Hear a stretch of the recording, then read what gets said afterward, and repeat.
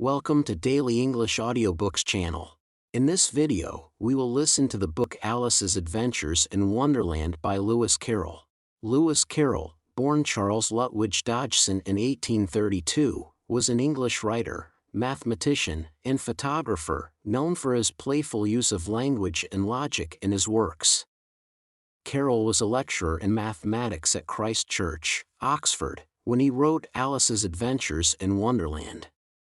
His storytelling began with small private narratives written for children of friends, and from these roots grew his famous children's novels, which remain celebrated for their fantastical narratives and imaginative wit. Alice's Adventures in Wonderland, published in 1865, is a seminal work in the genre of literary nonsense and one of the most famous and enduring children's classics. The story follows young Alice, who falls through a rabbit hole into a fantastical world of bizarre creatures and absurd adventures. Carroll's unique blend of whimsical characters and complex wordplay makes it a profoundly influential work in both popular culture and literature, offering both children and adults endless layers of meaning to explore. Now let's get started. Chapter 1. Down the Rabbit Hole. Alice was beginning to get very tired of sitting by her sister on the bank, and of having nothing to do. Once or twice she had peeped into the book her sister was reading, but it had no pictures or conversations in it. And what is the use of a book, thought Alice, without pictures or conversations? So she was considering in her own mind, as well as she could, for the hot day made her feel very sleepy and stupid, whether the pleasure of making a daisy chain would be worth the trouble of getting up and picking the daisies, when suddenly a white rabbit with pink eyes ran close by her. There was nothing so very remarkable in that, nor did Alice think it so very much out of the way to hear the rabbit say to itself, "Oh dear! Oh dear! I shall be late."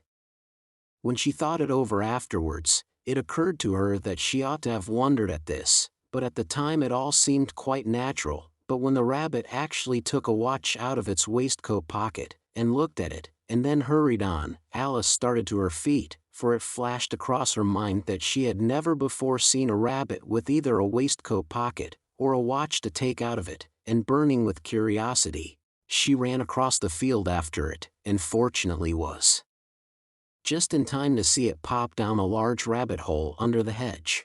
In another moment down went Alice after it, never once considering how in the world she was to get out again. The rabbit hole went straight on like a tunnel for some way, and then dipped suddenly down, so suddenly that Alice had not a moment to think about stopping herself before she found herself falling down a very deep well.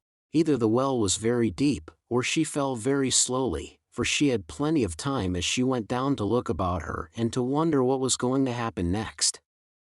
First, she tried to look down and make out what she was coming to, but it was too dark to see anything. Then she looked at the sides of the well, and noticed that they were filled with cupboards and bookshelves. Here and there she saw maps and pictures hung upon pegs.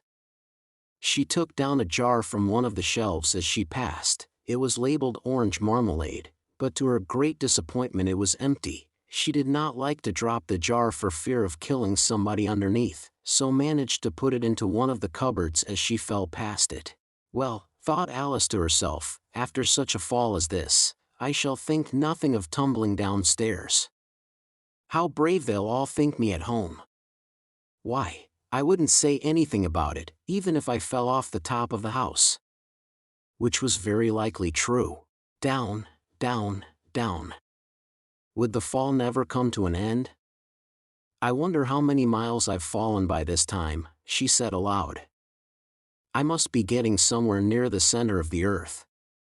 Let me see, that would be 4,000 miles down, I think. You see, Alice had learnt several things of this sort in her lessons in the schoolroom, and though this was not a very good opportunity for showing off her knowledge, as there was no one to listen to her, still it was good practice to say it over. Yes, that's about the right distance, but then I wonder what latitude or longitude I've got to.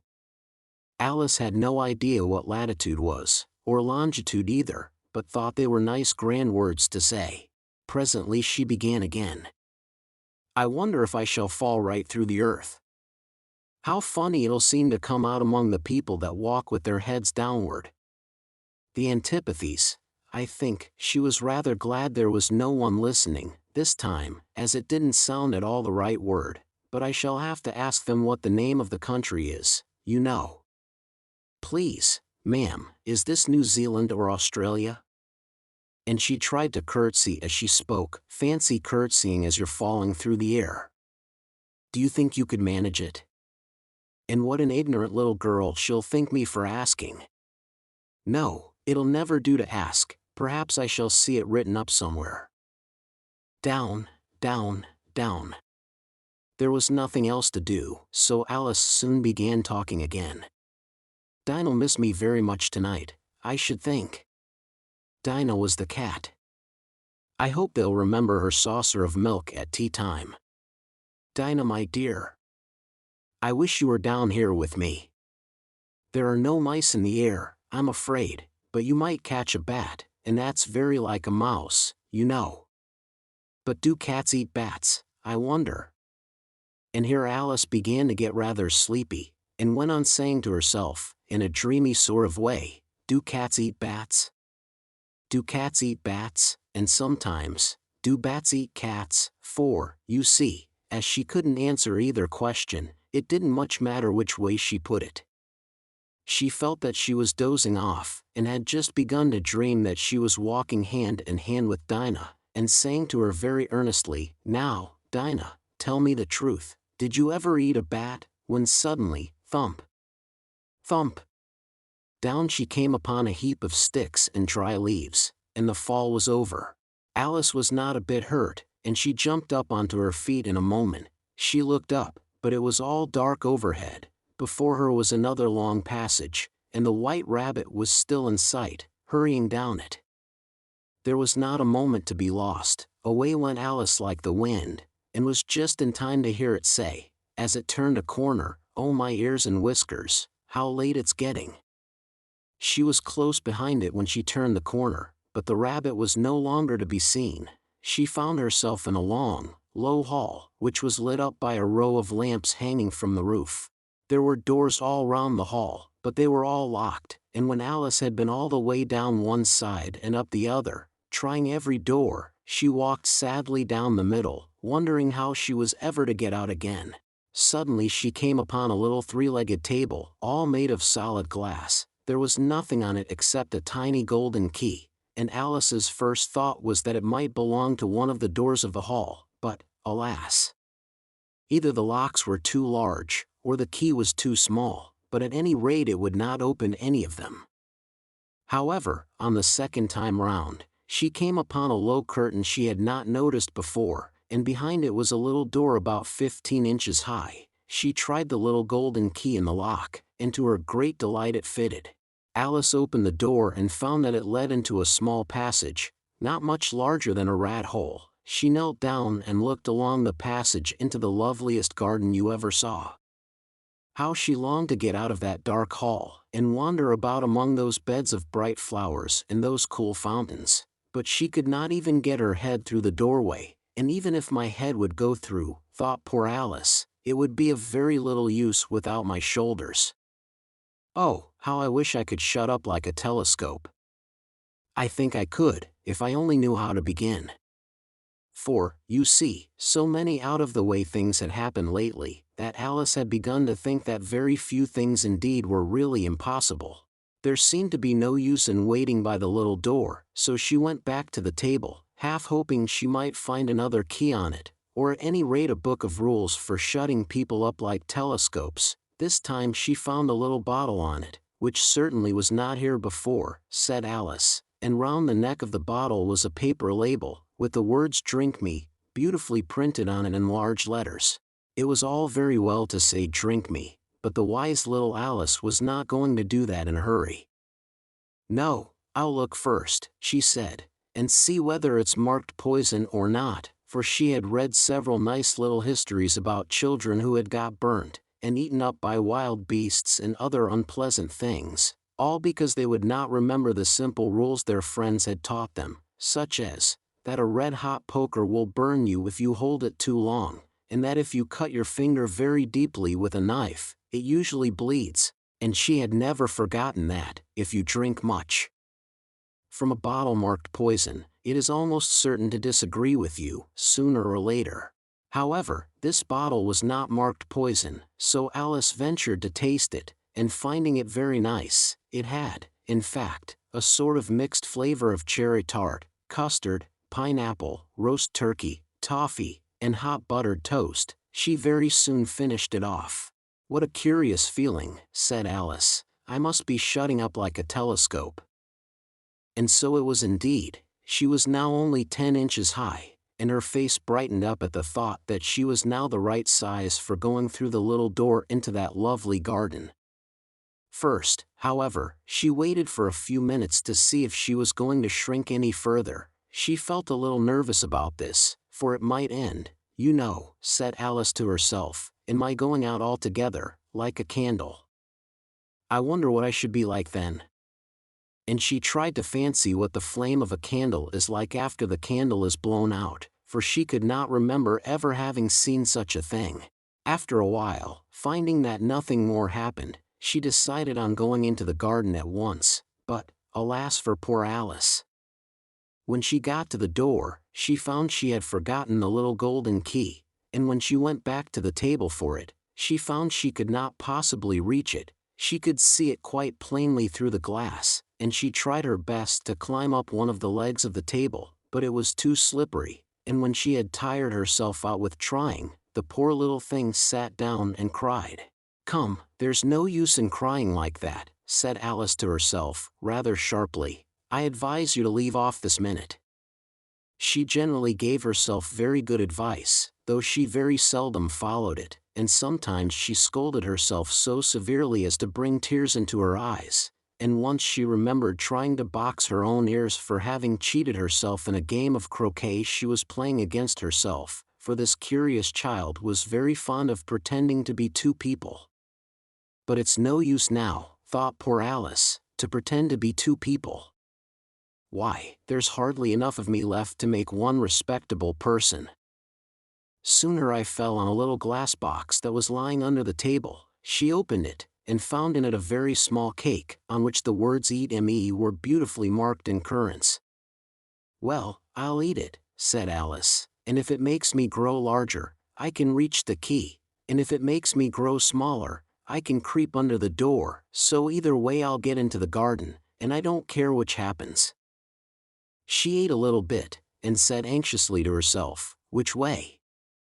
Which way?" holding her hand on the top of her head to feel which way it was growing, and she was quite surprised to find that she remained the same size. To be sure, this generally happens when one eats cake, but Alice had got so much into the way of expecting nothing but out of the way things to happen, that it seemed quite dull and stupid for life to go on in the common way. So she set to work, and very soon finished off the cake. Chapter 2. The Pool of Tears. "Curiouser and curiouser," cried Alice. She was so much surprised, that for the moment she quite forgot how to speak good English. "Now I'm opening out like the largest telescope that ever was. Goodbye, feet." For when she looked down at her feet, they seemed to be almost out of sight, they were getting so far off.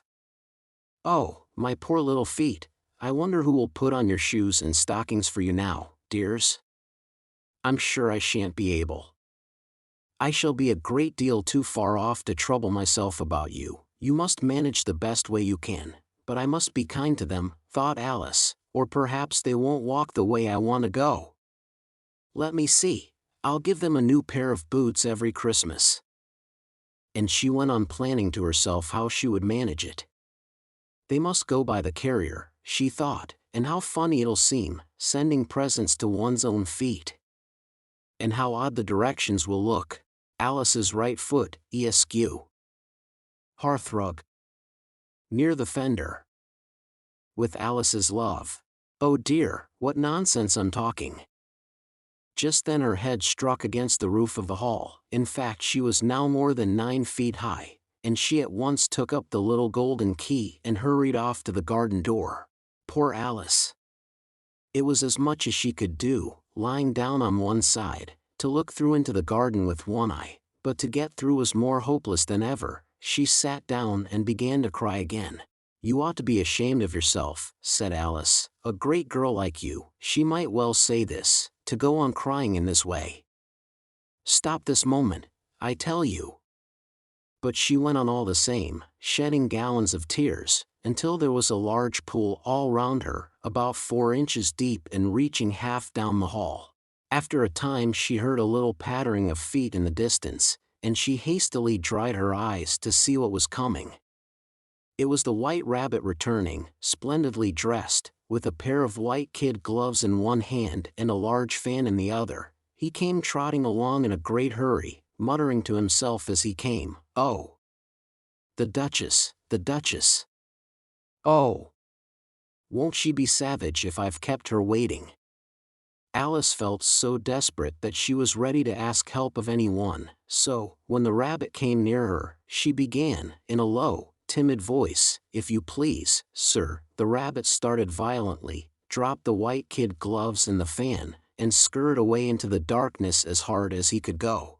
Alice took up the fan and gloves, and, as the hall was very hot, she kept fanning herself all the time she went on talking. "Dear, dear. How queer everything is today. And yesterday things went on just as usual. I wonder if I've been changed in the night. Let me think, was I the same when I got up this morning? I almost think I can remember feeling a little different. But if I'm not the same, the next question is, who in the world am I? Ah, that's the great puzzle." And she began thinking over all the children she knew that were of the same age as herself, to see if she could have been changed for any of them. "I'm sure I'm not Ada," she said, "for her hair goes in such long ringlets, and mine doesn't go in ringlets at all, and I'm sure I can't be Mabel, for I know all sorts of things, and oh, she knows such a very little. Besides, she's she, and I'm I, and, oh dear, how puzzling it all is. I'll try if I know all the things I used to know. Let me see, 4 times 5 is 12, and 4 times 6 is 13, and 4 times 7 is, oh dear. I shall never get to 20 at that rate. However, the multiplication table doesn't signify. Let's try geography. London is the capital of Paris, and Paris is the capital of Rome, and Rome, no, that's all wrong, I'm certain. I must have been changed for Mabel. I'll try and say how doth the little," and she crossed her hands on her lap as if she were saying lessons, and began to repeat it, but her voice sounded hoarse and strange, and the words did not come the same as they used to do. "How doth the little crocodile improve his shining tail, and pour the waters of the Nile on every golden scale? How cheerfully he seems to grin, how neatly spread his claws, and welcome little fishes in with gently smiling jaws." "I'm sure those are not the right words," said poor Alice, and her eyes filled with tears again as she went on. "I must be Mabel after all, and I shall have to go and live in that poky little house, and have next to no toys to play with, and oh, ever so many lessons to learn. No, I've made up my mind about it. If I'm Mabel, I'll stay down here. It'll be no use their putting their heads down and saying, 'Come up again, dear.' I shall only look up and say, 'Who am I then?' Tell me that first, and then, if I like being that person, I'll come up. If not, I'll stay down here till I'm somebody else. But, oh dear," cried Alice, with a sudden burst of tears, "I do wish they would put their heads down. I am so very tired of being all alone here." As she said this she looked down at her hands, and was surprised to see that she had put on one of the rabbit's little white kid gloves while she was talking. "How can I have done that?" she thought. "I must be growing small again." She got up and went to the table to measure herself by it, and found that, as nearly as she could guess, she was now about 2 feet high, and was going on shrinking rapidly. She soon found out that the cause of this was the fan she was holding, and she dropped it hastily, just in time to avoid shrinking away altogether. That was a narrow escape, said Alice, a good deal frightened at the sudden change, but very glad to find herself still in existence. And now for the garden, and she ran with all speed back to the little door, but, alas! The little door was shut again, and the little golden key was lying on the glass table as before. And things are worse than ever, thought the poor child, for I never was so small as this before, never. And I declare it's too bad, that it is. As she said these words her foot slipped, and in another moment, splash! She was up to her chin in salt water. Her first idea was that she had somehow fallen into the sea, and in that case I can go back by railway, she said to herself. Alice had been to the seaside once in her life, and had come to the general conclusion that wherever you go to on the English coast you find a number of bathing machines in the sea, some children digging in the sand with wooden spades, then a row of lodging houses, and behind them a railway station.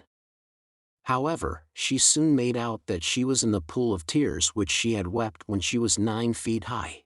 I wish I hadn't cried so much, said Alice, as she swam about, trying to find her way out. I shall be punished for it now, I suppose, by being drowned in my own tears. That will be a queer thing, to be sure. However, everything is queer today. Just then she heard something splashing about in the pool a little way off, and she swam nearer to make out what it was. At first she thought it must be a walrus or hippopotamus, but then she remembered how small she was now, and she soon made out that it was only a mouse that had slipped in like herself. Would it be of any use, now, thought Alice, to speak to this mouse? Everything is so out of the way down here that I should think very likely it can talk. At any rate, there's no harm in trying. So she began, "Oh mouse, do you know the way out of this pool? I am very tired of swimming about here, oh mouse." Alice thought this must be the right way of speaking to a mouse. She had never done such a thing before, but she remembered having seen in her brother's Latin grammar, a mouse, of a mouse, to a mouse, oh mouse. The mouse looked at her rather inquisitively, and seemed to her to wink with one of its little eyes, but it said nothing. Perhaps it doesn't understand English, thought Alice. I dare say it's a French mouse, come over with William the Conqueror. For, with all her knowledge of history, Alice had no very clear notion how long ago anything had happened. So she began again, "O est ma chat," which was the first sentence in her French lesson book. The mouse gave a sudden leap out of the water, and seemed to quiver all over with fright. "Oh, I beg your pardon," cried Alice hastily, afraid that she had hurt the poor animal's feelings. "I quite forgot you didn't like cats." "Not like cats," cried the mouse, in a shrill, passionate voice. "Would you like cats if you were me?" "Well, perhaps not," said Alice in a soothing tone. "Don't be angry about it.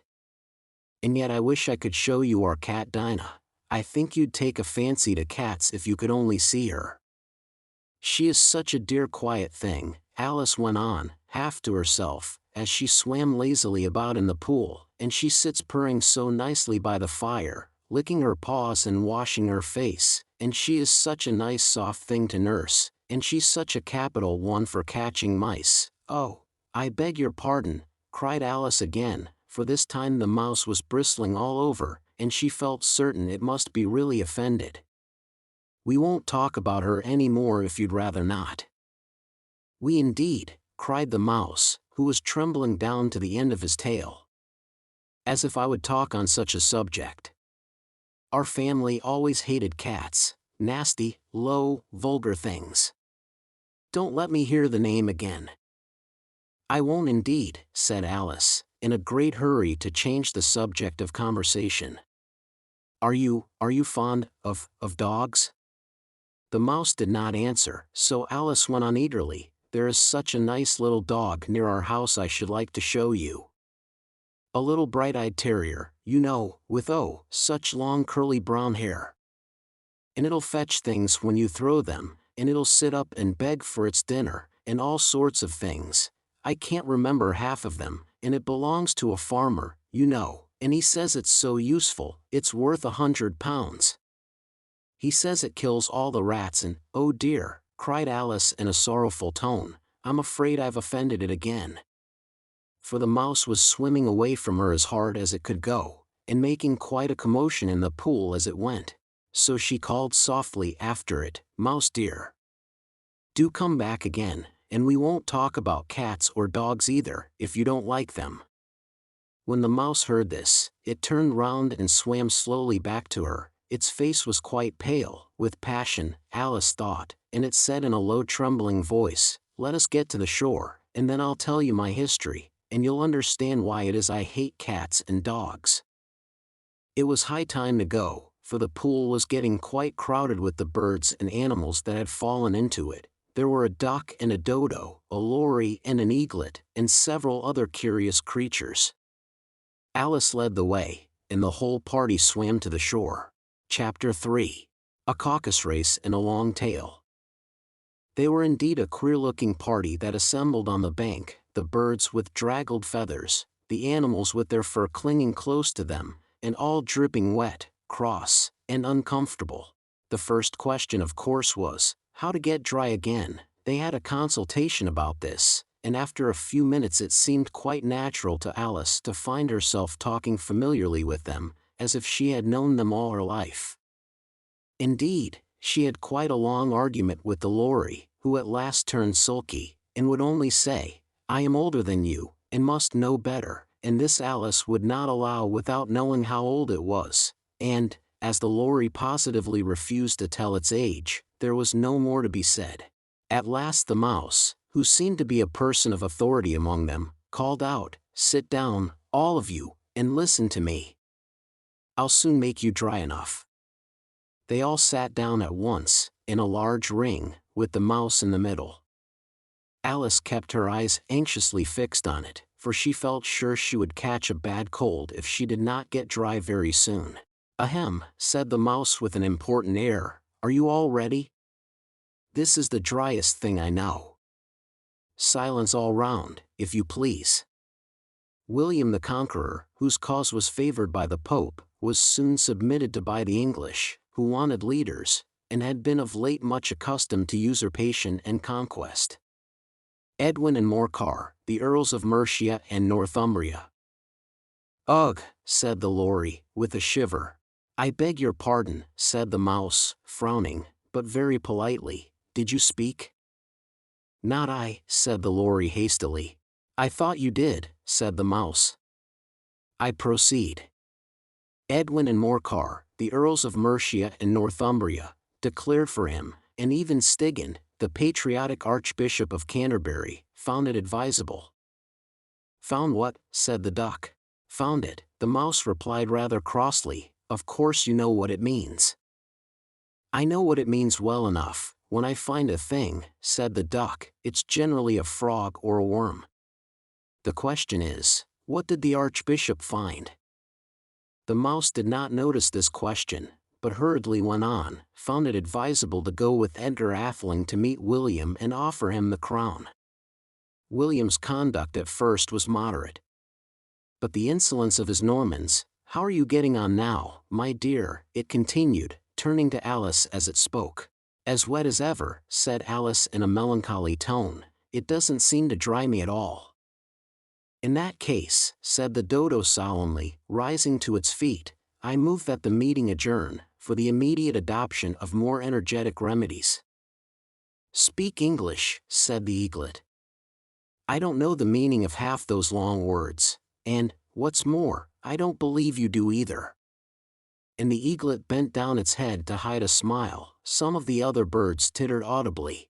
What I was going to say, said the dodo in an offended tone, was, that the best thing to get us dry would be a caucus race. What is a caucus race? Said Alice, not that she wanted much to know, but the dodo had paused as if it thought that somebody ought to speak, and no one else seemed inclined to say anything. Why, said the dodo, the best way to explain it is to do it. And, as you might like to try the thing yourself, some winter day, I will tell you how the dodo managed it. First it marked out a race course, in a sort of circle, the exact shape doesn't matter, it said, and then all the party were placed along the course, here and there. There was no 1, 2, 3, in a way, but they began running when they liked, and left off when they liked, so that it was not easy to know when the race was over. However, when they had been running half an hour or so, and were quite dry again, the dodo suddenly called out, "The race is over," and they all crowded round it, panting, and asking, "But who has won?" This question the dodo could not answer without a great deal of thought, and it sat for a long time with one finger pressed upon its forehead, the position in which you usually see Shakespeare, in the pictures of him, while the rest waited in silence. At last the dodo said, "Everybody has won, and all must have prizes."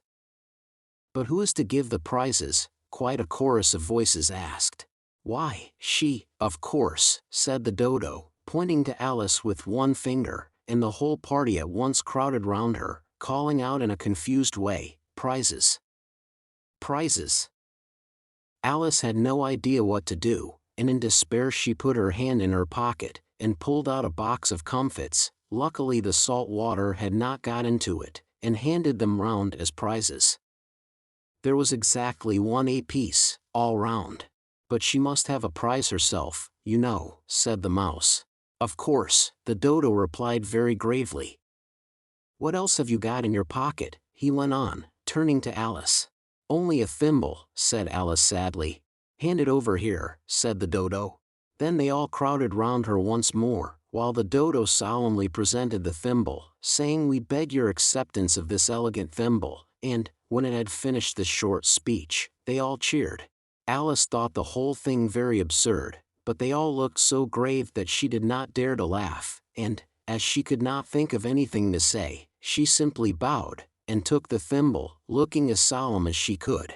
The next thing was to eat the comfits. This caused some noise and confusion, as the large birds complained that they could not taste theirs, and the small ones choked and had to be patted on the back. However, it was over at last, and they sat down again in a ring, and begged the mouse to tell them something more. "You promised to tell me your history, you know," said Alice, "and why it is you hate C and D," she added in a whisper, half afraid that it would be offended again. "Mine is a long and a sad tale," said the mouse, turning to Alice, and sighing. "It is a long tale, certainly," said Alice, looking down with wonder at the mouse's tail, "but why do you call it sad?" And she kept on puzzling about it while the mouse was speaking, so that her idea of the tale was something like this. Fury said to a mouse that he met in the house, "Let us both go to law. I will prosecute. Come.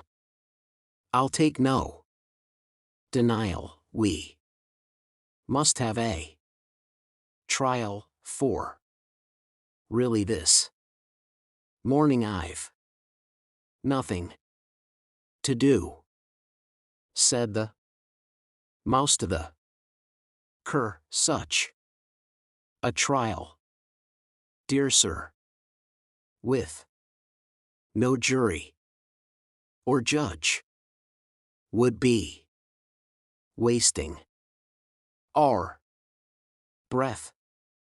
I'll be judge, I'll be jury," said cunning old Fury. "I'll try the whole cause and condemn you to death." "You are not attending," said the mouse to Alice severely. "What are you thinking of?" "I beg your pardon," said Alice very humbly. "You had got to the fifth bend, I think?" "I had not," cried the mouse, sharply and very angrily. "A knot," said Alice, always ready to make herself useful, and looking anxiously about her. "Oh, do let me help to undo it." "I shall do nothing of the sort," said the mouse, getting up and walking away. "You insult me by talking such nonsense." "I didn't mean it," pleaded poor Alice. "But you're so easily offended, you know." the mouse only growled in reply. "Please come back and finish your story." Alice called after it, and the others all joined in chorus, "Yes, please do," but the mouse only shook its head impatiently, and walked a little quicker. "What a pity it wouldn't stay," sighed the Lory, as soon as it was quite out of sight, and an old crab took the opportunity of saying to her daughter, "Ah, my dear, let this be a lesson to you never to lose your temper." "Hold your tongue, Ma," said the young crab, a little snappishly. "You're enough to try the patience of an oyster." "I wish I had our Dinah here, I know I do," said Alice aloud, addressing nobody in particular. "She'd soon fetch it back." "And who is Dinah, if I might venture to ask the question?" said the Lory. Alice replied eagerly, for she was always ready to talk about her pet. "Dinah's our cat. And she's such a capital one for catching mice you can't think. And oh, I wish you could see her after the birds. Why, she'll eat a little bird as soon as look at it." This speech caused a remarkable sensation among the party. Some of the birds hurried off at once. One old magpie began wrapping itself up very carefully, remarking, "I really must be getting home, the night air doesn't suit my throat," and a canary called out in a trembling voice to its children, "Come away, my dears. It's high time you were all in bed." On various pretexts they all moved off, and Alice was soon left alone. "I wish I hadn't mentioned Dinah," she said to herself in a melancholy tone. "Nobody seems to like her, down here, and I'm sure she's the best cat in the world. Oh, my dear Dinah, I wonder if I shall ever see you any more." And here poor Alice began to cry again, for she felt very lonely and low-spirited. In a little while, however, she again heard a little pattering of footsteps in the distance, and she looked up eagerly, half hoping that the mouse had changed his mind, and was coming back to finish his story. Chapter 4.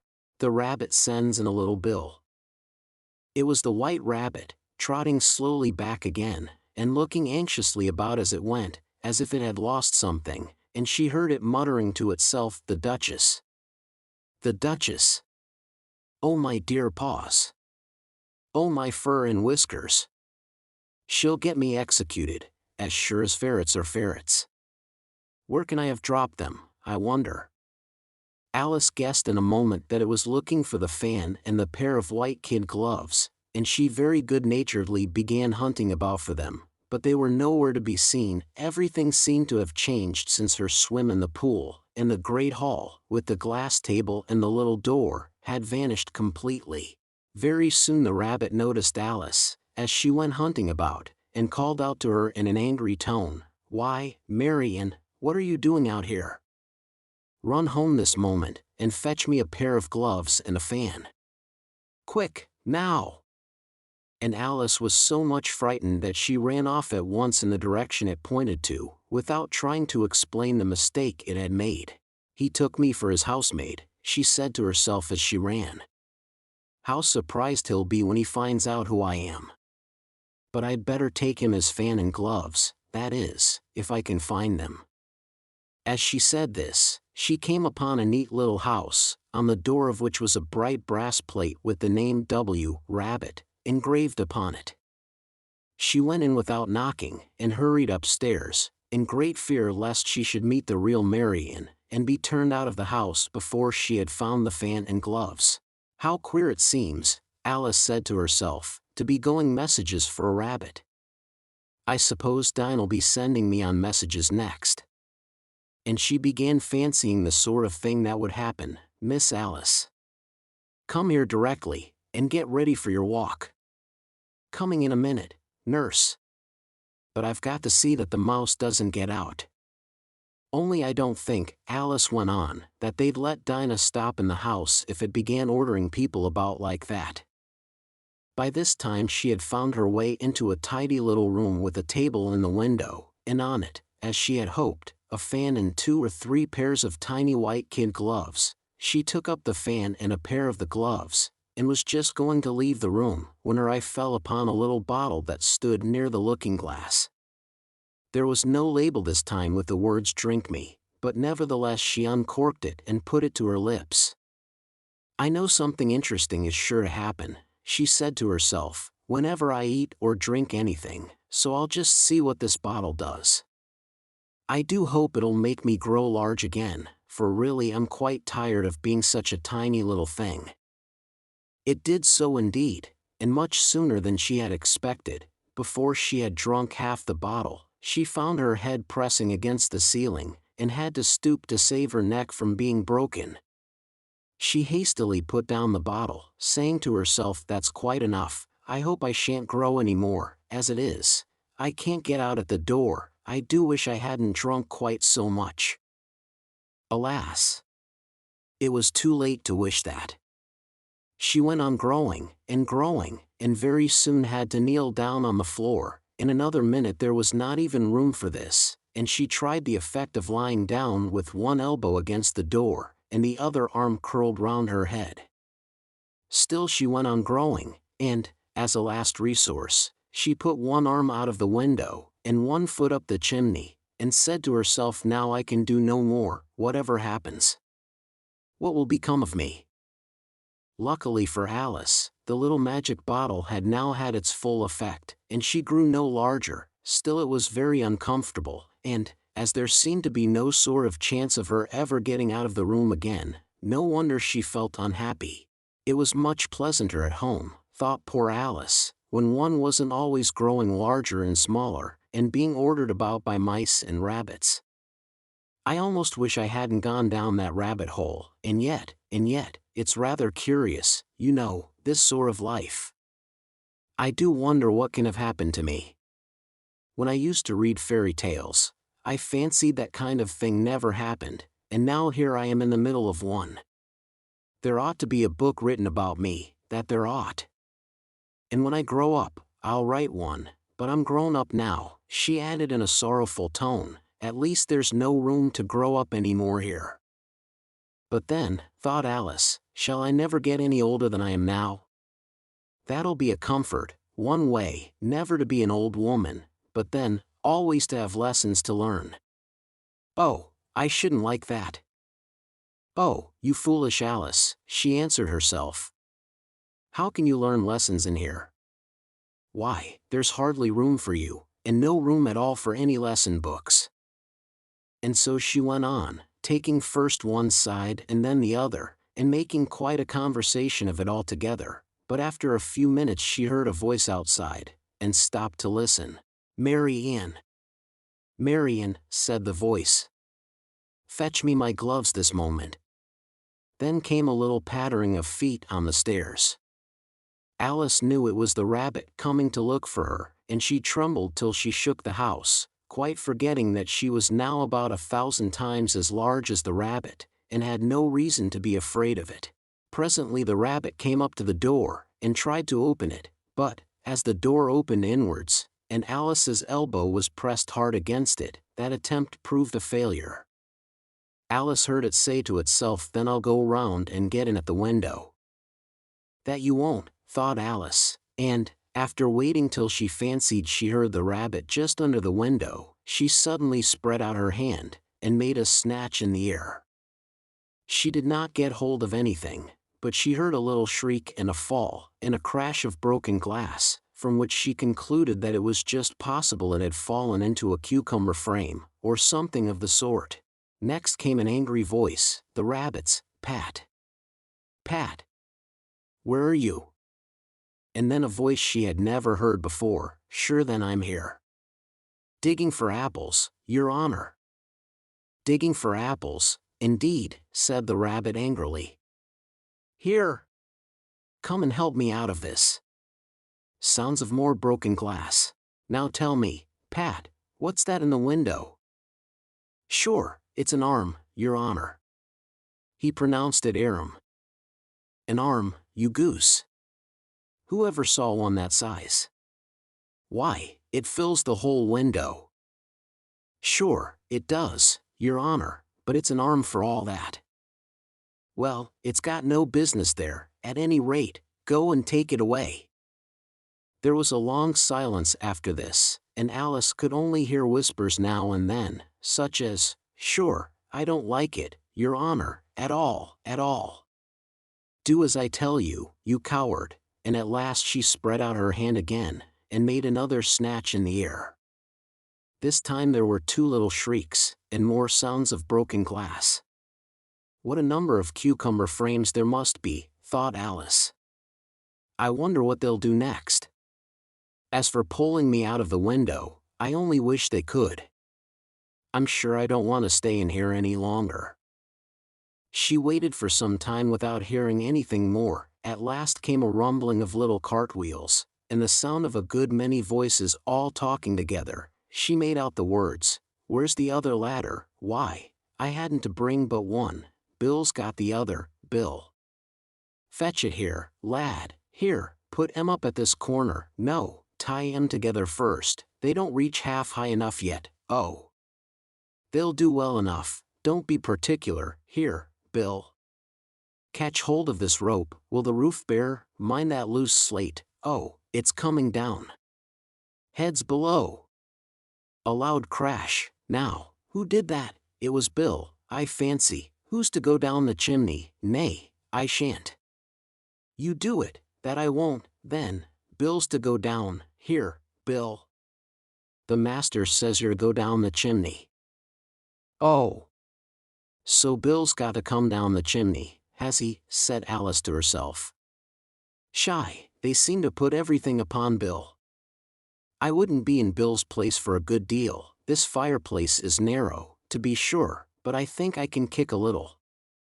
She drew her foot as far down the chimney as she could, and waited till she heard a little animal, she couldn't guess of what sort it was, scratching and scrambling about in the chimney close above her. Then, saying to herself, "This is Bill," she gave one sharp kick, and waited to see what would happen next. The first thing she heard was a general chorus of "There goes Bill," then the rabbit's voice along, "Catch him, you by the hedge," then silence, and then another confusion of voices, "Hold up his head, brandy now, don't choke him, how was it, old fellow? What happened to you? Tell us all about it." Last came a little feeble, squeaking voice. "That's Bill," thought Alice. "Well, I hardly know, no more, thank ye, I'm better now, but I'm a deal too flustered to tell you. All I know is, something comes at me like a jack-in-the-box, and up I goes like a skyrocket." "So you did, old fellow," said the others. "We must burn the house down," said the rabbit's voice, and Alice called out as loud as she could, "If you do, I'll set Dinah at you." There was a dead silence instantly, and Alice thought to herself, "I wonder what they will do next. If they had any sense, they'd take the roof off." After a minute or two, they began moving about again, and Alice heard the rabbit say, "A barrowful will do, to begin with." A barrowful of what, thought Alice, but she had not long to doubt, for the next moment a shower of little pebbles came rattling in at the window, and some of them hit her in the face. "I'll put a stop to this," she said to herself, and shouted out, "You'd better not do that again," which produced another dead silence. Alice noticed with some surprise that the pebbles were all turning into little cakes as they lay on the floor, and a bright idea came into her head. "If I eat one of these cakes," she thought, "it's sure to make some change in my size, and as it can't possibly make me larger, it must make me smaller, I suppose."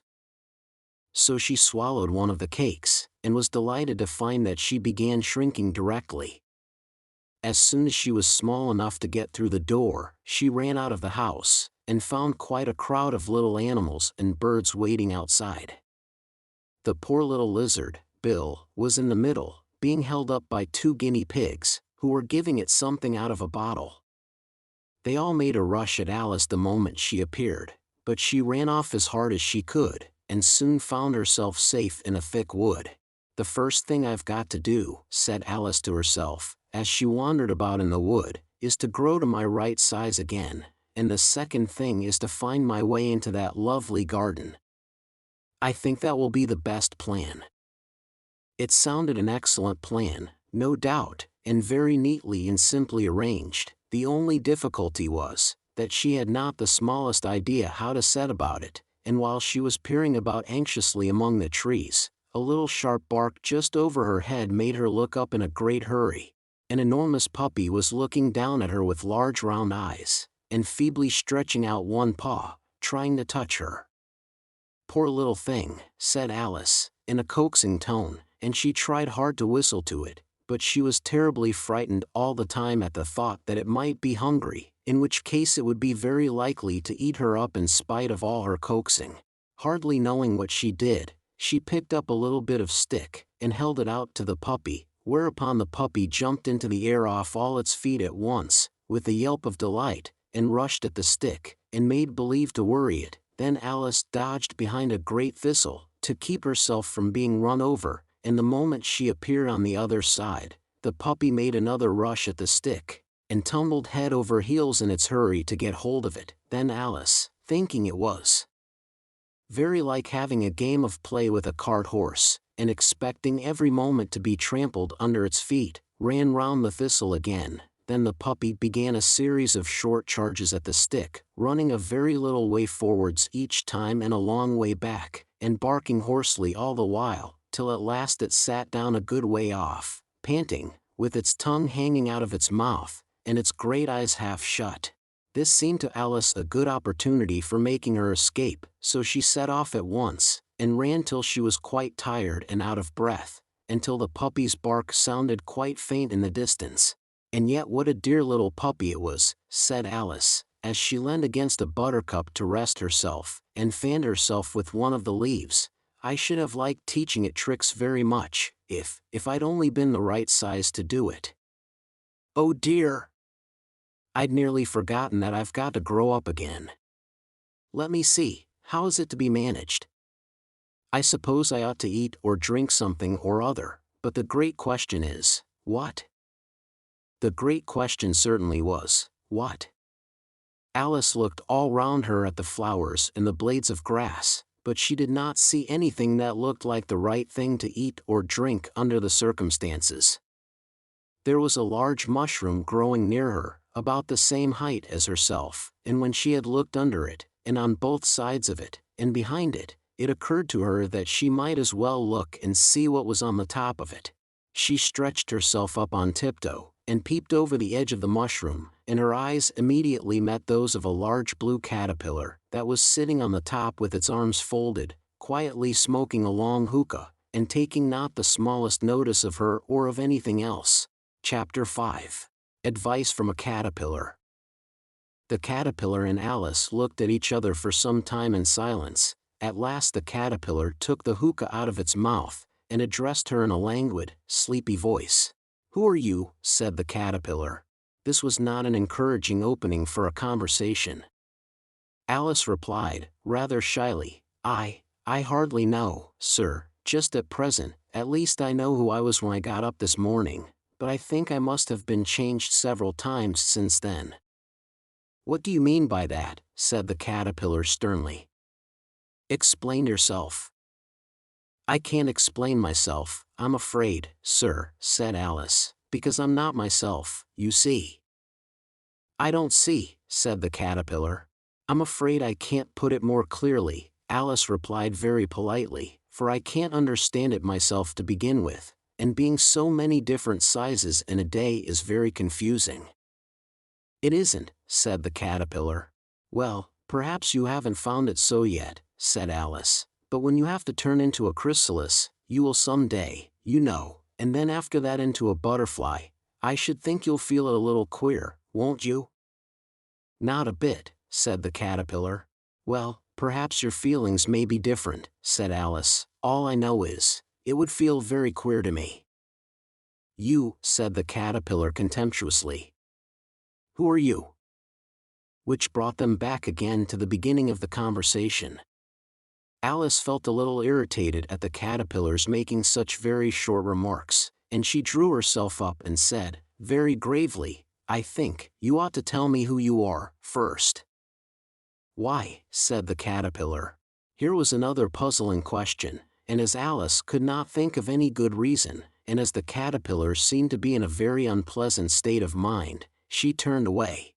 "Come back," the caterpillar called after her. "I've something important to say." This sounded promising, certainly. Alice turned and came back again. "Keep your temper," said the caterpillar. "Is that all?" said Alice, swallowing down her anger as well as she could. "No," said the caterpillar.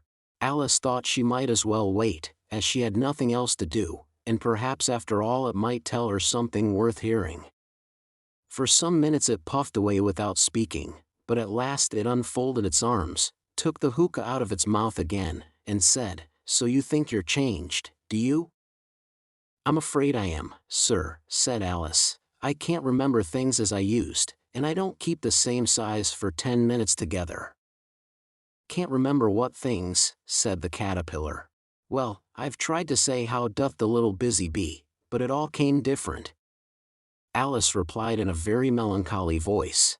"Repeat, 'You are old, Father William,'" said the caterpillar. Alice folded her hands, and began. "You are old, Father William," the young man said. "And your hair has become very white. And yet you incessantly stand on your head. Do you think, at your age, it is right?"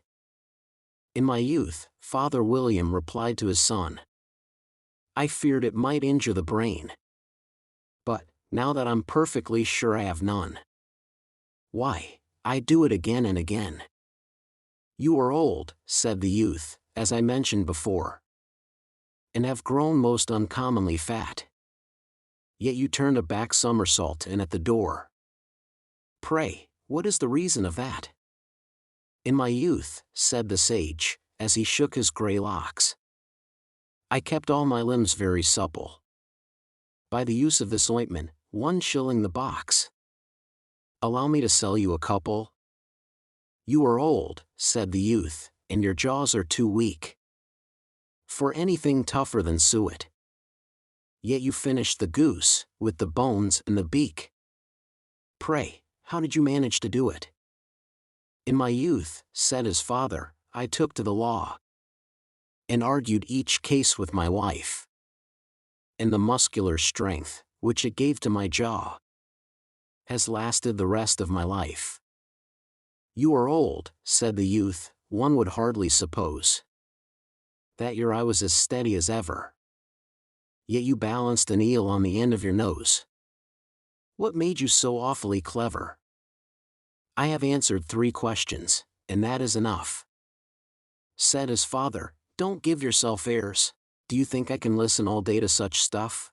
Be off, or I'll kick you downstairs." "That is not said right," said the caterpillar. "Not quite right, I'm afraid," said Alice, timidly. "Some of the words have got altered." "It is wrong from beginning to end," said the caterpillar decidedly, and there was silence for some minutes.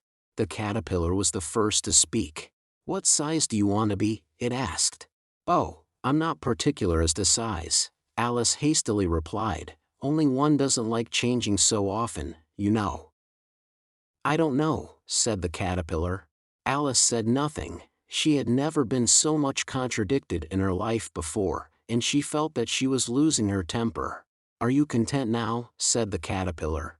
"Well, I should like to be a little larger, sir, if you wouldn't mind," said Alice. 3 inches is such a wretched height to be." "It is a very good height indeed," said the caterpillar angrily, rearing itself upright as it spoke. "It was exactly 3 inches high. But I'm not used to it," pleaded poor Alice in a piteous tone. And she thought of herself, "I wish the creatures wouldn't be so easily offended." "You'll get used to it in time," said the caterpillar, and it put the hookah into its mouth and began smoking again. This time Alice waited patiently until it chose to speak again.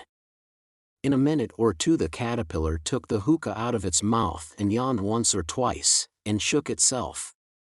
Then it got down off the mushroom, and crawled away in the grass, merely remarking as it went, "One side will make you grow taller, and the other side will make you grow shorter." "One side of what?" "The other side of what?" thought Alice to herself. "Of the mushroom," said the caterpillar, just as if she had asked it aloud, and in another moment it was out of sight. Alice remained looking thoughtfully at the mushroom for a minute, trying to make out which were the 2 sides of it, and as it was perfectly round, she found this a very difficult question. However, at last she stretched her arms round it as far as they would go, and broke off a bit of the edge with each hand. And now which is which, she said to herself, and nibbled a little of the right-hand bit to try the effect. The next moment she felt a violent blow underneath her chin. It had struck her foot. She was a good deal frightened by this very sudden change, but she felt that there was no time to be lost, as she was shrinking rapidly, so she set to work at once to eat some of the other bit. Her chin was pressed so closely against her foot that there was hardly room to open her mouth, but she did it at last, and managed to swallow a morsel of the left-hand bit. "Come, my head's free at last," said Alice in a tone of delight, which changed into alarm in another moment, when she found that her shoulders were nowhere to be found. All she could see, when she looked down, was an immense length of neck, which seemed to rise like a stalk out of a sea of green leaves that lay far below her. "What can all that green stuff be?" said Alice. "And where have my shoulders got to? And oh, my poor hands, how is it I can't see you?" She was moving them about as she spoke, but no result seemed to follow, except a little shaking among the distant green leaves. As there seemed to be no chance of getting her hands up to her head, she tried to get her head down to them, and was delighted to find that her neck would bend about easily in any direction, like a serpent. She had just succeeded in curving it down into a graceful zigzag, and was going to dive in among the leaves, which she found to be nothing but the tops of the trees under which she had been wandering, when a sharp hiss made her draw back in a hurry. A large pigeon had flown into her face, and was beating her violently with its wings. "Serpent!" screamed the pigeon. "I'm not a serpent," said Alice indignantly. "Let me alone." "Serpent, I say again," repeated the pigeon, but in a more subdued tone, and added with a kind of sob, "I've tried every way, and nothing seems to suit them." "I haven't the least idea what you're talking about," said Alice. "I've tried the roots of trees, and I've tried banks, and I've tried hedges," the pigeon went on, without attending to her, "but those serpents, there's no pleasing them." Alice was more and more puzzled, but she thought there was no use in saying anything more till the pigeon had finished. "As if it wasn't trouble enough hatching the eggs," said the pigeon, "but I must be on the lookout for serpents night and day. Why, I haven't had a wink of sleep these 3 weeks." "I'm very sorry you've been annoyed," said Alice, who was beginning to see its meaning. "And just as I'd taken the highest tree in the wood," continued the pigeon, raising its voice to a shriek, "and just as I was thinking I should be free of them at last, they must needs come wriggling down from the sky. Ugh, serpent!" "But I'm not a serpent, I tell you," said Alice. I'm a... "Well, what are you?" said the pigeon. "I can see you're trying to invent something." I'm a little girl," said Alice, rather doubtfully, as she remembered the number of changes she had gone through that day. "A likely story indeed," said the pigeon in a tone of the deepest contempt. "I've seen a good many little girls in my time, but never one with such a neck as that. No, no! You're a serpent, and there's no use denying it. I suppose you'll be telling me next that you never tasted an egg." "I have tasted eggs, certainly," said Alice, who was a very truthful child, "but little girls eat eggs quite as much as serpents do, you know." "I don't believe it," said the pigeon, "but if they do, why then they're a kind of serpent, that's all I can say." This was such a new idea to Alice, that she was quite silent for a minute or two, which gave the pigeon the opportunity of adding, "You're looking for eggs, I know that well enough, and what does it matter to me whether you're a little girl or a serpent?" "It matters a good deal to me," said Alice hastily, "but I'm not looking for eggs, as it happens, and if I was, I shouldn't want yours, I don't like them raw." "Well, be off, then," said the pigeon in a sulky tone, as it settled down again into its nest. Alice crouched down among the trees as well as she could, for her neck kept getting entangled among the branches, and every now and then she had to stop and untwist it. After a while she remembered that she still held the pieces of mushroom in her hands, and she set to work very carefully, nibbling first at one and then at the other, and growing sometimes taller and sometimes shorter, until she had succeeded in bringing herself down to her usual height. It was so long since she had been anything near the right size, that it felt quite strange at first, but she got used to it in a few minutes, and began talking to herself, as usual. "Come, there's half my plan done now. How puzzling all these changes are. I'm never sure what I'm going to be, from one minute to another. However, I've got back to my right size. The next thing is, to get into that beautiful garden. How is that to be done, I wonder?" As she said this, she came suddenly upon an open place, with a little house in it about 4 feet high. "Whoever lives there," thought Alice, "it'll never do to come upon them this size. Why, I should frighten them out of their wits." So she began nibbling at the right-hand bit again, and did not venture to go near the house till she had brought herself down to 9 inches high. Chapter 6. Pig and Pepper. For a minute or two she stood looking at the house, and wondering what to do next, when suddenly a footman in livery came running out of the wood. She considered him to be a footman because he was in livery, otherwise, judging by his face only, she would have called him a fish, and rapped loudly at the door with his knuckles. It was opened by another footman in livery, with a round face, and large eyes like a frog, and both footmen, Alice noticed, had powdered hair that curled all over their heads. She felt very curious to know what it was all about, and crept a little way out of the wood to listen. The fish footman began by producing from under his arm a great letter, nearly as large as himself, and this he handed over to the other, saying, in a solemn tone, "For the Duchess. An invitation from the Queen to play croquet." The frog footman repeated, in the same solemn tone, only changing the order of the words a little, "From the Queen. An invitation for the Duchess to play croquet." Then they both bowed low, and their curls got entangled together. Alice laughed so much at this, that she had to run back into the wood for fear of their hearing her, and when she next peeped out the fish footman was gone, and the other was sitting on the ground near the door, staring stupidly up into the sky. Alice went timidly up to the door, and knocked. "There's no sort of use in knocking," said the footman, "and that for 2 reasons. First, because I'm on the same side of the door as you are. Secondly, because they're making such a noise inside, no one could possibly hear you."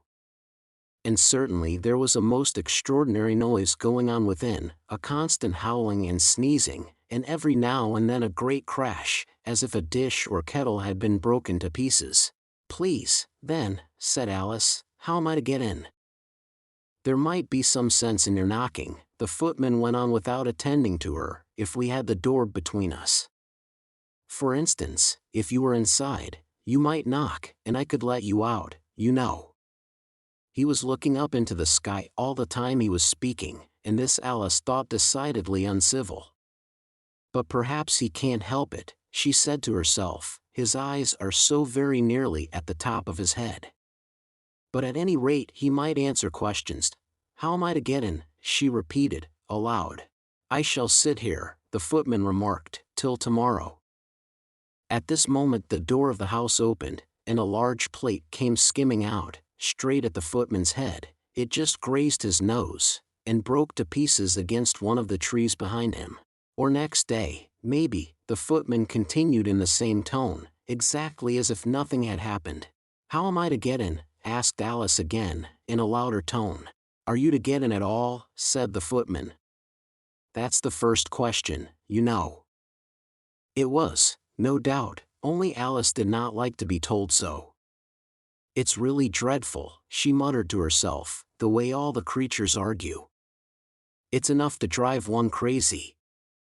The footman seemed to think this a good opportunity for repeating his remark, with variations. "I shall sit here," he said, "on and off, for days and days." "But what am I to do?" said Alice. "Anything you like," said the footman, and began whistling. "Oh, there's no use in talking to him," said Alice desperately, "he's perfectly idiotic." And she opened the door and went in. The door led right into a large kitchen, which was full of smoke from one end to the other. The Duchess was sitting on a three-legged stool in the middle, nursing a baby. The cook was leaning over the fire, stirring a large cauldron which seemed to be full of soup. "There's certainly too much pepper in that soup," Alice said to herself, as well as she could for sneezing. There was certainly too much of it in the air. Even the Duchess sneezed occasionally, and as for the baby, it was sneezing and howling alternately without a moment's pause. The only things in the kitchen that did not sneeze were the cook and a large cat which was sitting on the hearth and grinning from ear to ear. "Please would you tell me," said Alice, a little timidly, for she was not quite sure whether it was good manners for her to speak first, "why your cat grins like that?" "It's a Cheshire Cat," said the Duchess, "and that's why." "Pig!" She said the last word with such sudden violence that Alice quite jumped, but she saw in another moment that it was addressed to the baby, and not to her, so she took courage, and went on again. "I didn't know that Cheshire Cats always grinned. In fact, I didn't know that cats could grin." "They all can," said the Duchess, "and most of 'em do." "I don't know of any that do," Alice said very politely, feeling quite pleased to have got into a conversation. "You don't know much," said the Duchess, "and that's a fact." Alice did not at all like the tone of this remark, and thought it would be as well to introduce some other subject of conversation. While she was trying to fix on one, the cook took the cauldron of soup off the fire, and at once set to work throwing everything within her reach at the Duchess and the baby. The fire irons came first, then followed a shower of saucepans, plates, and dishes. The Duchess took no notice of them even when they hit her, and the baby was howling so much already that it was quite impossible to say whether the blows hurt it or not. "Oh, please mind what you're doing," cried Alice, jumping up and down in an agony of terror. "Oh, there goes his precious nose," as an unusually large saucepan flew close by it, and very nearly carried it off. "If everybody minded their own business," the Duchess said in a hoarse growl, "the world would go round a deal faster than it does." "Which would not be an advantage," said Alice, who felt very glad to get an opportunity of showing off a little of her knowledge. "Just think of what work it would make with the day and night. You see, the Earth takes 24 hours to turn round on its axis." "Talking of axes," said the Duchess, "chop off her head." Alice glanced rather anxiously at the cook, to see if she meant to take the hint, but the cook was busily stirring the soup, and seemed not to be listening, so she went on again. 24 hours, I think, or is it 12? "Oh, don't bother me," said the Duchess, "I never could abide figures." And with that she began nursing her child again, singing a sort of lullaby to it as she did so, and giving it a violent shake at the end of every line. "Speak roughly to your little boy. And beat him when he sneezes. He only does it to annoy. Because he knows it teases." Chorus, in which the cook and the baby joined. "Wow! Wow! Wow!" While the Duchess sang the second verse of the song, she kept tossing the baby violently up and down, and the poor little thing howled so that Alice could hardly hear the words. "I speak severely to my boy. I beat him when he sneezes. For he can thoroughly enjoy the pepper when he pleases." Chorus. Wow! Wow! Wow! "Here! You may nurse it a bit, if you like," the Duchess said to Alice, flinging the baby at her as she spoke. "I must go and get ready to play croquet with the Queen," and she hurried out of the room. The cook threw a frying pan after her as she went out, but it just missed her. Alice caught the baby with some difficulty, as it was a queer-shaped little creature, and held out its arms and legs in all directions, just like a starfish, thought Alice. The poor little thing was snorting like a steam engine when she caught it, and kept doubling itself up and straightening itself out again, so that altogether, for the first minute or two, it was as much as she could do to hold it. As soon as she had made out the proper way of nursing it, which was to twist it up into a sort of knot, and then keep tight hold of its right ear and left foot, so as to prevent its undoing itself, she carried it out into the open air. If I don't take this child away with me, thought Alice, they're sure to kill it in a day or two. Wouldn't it be murder to leave it behind? She said the last words out loud, and the little thing grunted in reply. It had left off sneezing by this time. Don't grunt, said Alice, that's not at all a proper way of expressing yourself. The baby grunted again, and Alice looked very anxiously into its face to see what was the matter with it. There could be no doubt that it had a very turn-up nose, much more like a snout than a real nose. Also its eyes were getting extremely small for a baby. Altogether Alice did not like the look of the thing at all. But perhaps it was only sobbing, she thought, and looked into its eyes again, to see if there were any tears. No, there were no tears. If you're going to turn into a pig, my dear, said Alice, seriously, I'll have nothing more to do with you. Mind now. The poor little thing sobbed again, or grunted, it was impossible to say which, and they went on for some while in silence. Alice was just beginning to think to herself, now, what am I to do with this creature when I get it home, when it grunted again, so violently, that she looked down into its face in some alarm. This time there could be no mistake about it, it was neither more nor less than a pig, and she felt that it would be quite absurd for her to carry it further. So she set the little creature down, and felt quite relieved to see it trot away quietly into the wood. If it had grown up, she said to herself, it would have made a dreadfully ugly child, but it makes rather a handsome pig, I think. And she began thinking over other children she knew, who might do very well as pigs, and was just saying to herself, if one only knew the right way to change them, when she was a little startled by seeing the Cheshire Cat sitting on a bough of a tree a few yards off. The cat only grinned when it saw Alice. It looked good-natured, she thought, still it had very long claws and a great many teeth, so she felt that it ought to be treated with respect. Cheshire Puss, she began, rather timidly, as she did not at all know whether it would like the name. However, it only grinned a little wider. Come, it's pleased so far, thought Alice, and she went on. Would you tell me, please, which way I ought to go from here? That depends a good deal on where you want to get to, said the cat. I don't much care where, said Alice. Then it doesn't matter which way you go, said the cat. So long as I get somewhere, Alice added as an explanation. Oh, you're sure to do that, said the cat, if you only walk long enough. Alice felt that this could not be denied, so she tried another question. What sort of people live about here? In that direction, the cat said, waving its right paw round, lives a hatter, and in that direction, waving the other paw, lives a March hare. Visit either you like, they're both mad. But I don't want to go among mad people, Alice remarked. Oh, you can't help that, said the cat, we're all mad here. I'm mad. You're mad. How do you know I'm mad, said Alice.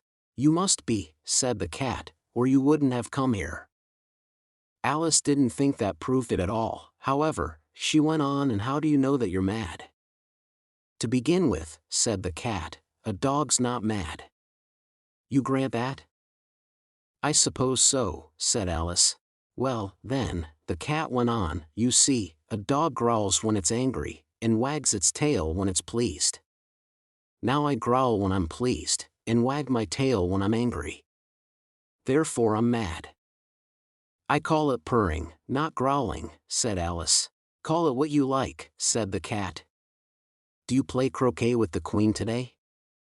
I should like it very much, said Alice, but I haven't been invited yet. You'll see me there, said the cat, and vanished. Alice was not much surprised at this, she was getting so used to queer things happening. While she was looking at the place where it had been, it suddenly appeared again. By the by, what became of the baby, said the cat. I'd nearly forgotten to ask. It turned into a pig, Alice quietly said, just as if it had come back in a natural way. I thought it would, said the cat, and vanished again. Alice waited a little, half expecting to see it again, but it did not appear, and after a minute or two she walked on in the direction in which the March hare was said to live. "I've seen hatters before," she said to herself. "The March Hare will be much the most interesting, and perhaps as this is May it won't be raving mad, at least not so mad as it was in March." As she said this, she looked up, and there was the cat again, sitting on a branch of a tree. "Did you say pig, or fig?" said the cat. "I said pig," replied Alice, "and I wish you wouldn't keep appearing and vanishing so suddenly, you make one quite giddy." "All right," said the cat, and this time it vanished quite slowly, beginning with the end of the tail, and ending with the grin, which remained some time after the rest of it had gone. "Well, I've often seen a cat without a grin," thought Alice, "but a grin without a cat. It's the most curious thing I ever saw in my life." She had not gone much farther before she came in sight of the house of the March Hare. She thought it must be the right house, because the chimneys were shaped like ears and the roof was thatched with fur. It was so large a house, that she did not like to go nearer till she had nibbled some more of the left-hand bit of mushroom, and raised herself to about 2 feet high. Even then she walked up towards it rather timidly, saying to herself, suppose it should be raving mad after all. I almost wish I'd gone to see the Hatter instead. Chapter 7. A Mad Tea Party. There was a table set out under a tree in front of the house, and the March Hare and the Hatter were having tea at it. A dormouse was sitting between them, fast asleep, and the other two were using it as a cushion, resting their elbows on it, and talking over its head. Very uncomfortable for the dormouse, thought Alice, only, as it's asleep, I suppose it doesn't mind. The table was a large one, but the three were all crowded together at one corner of it. No room. No room, they cried out when they saw Alice coming. There's plenty of room, said Alice indignantly, and she sat down in a large armchair at one end of the table. Have some wine, the March Hare said in an encouraging tone. Alice looked all round the table, but there was nothing on it but tea. I don't see any wine, she remarked. There isn't any, said the March Hare.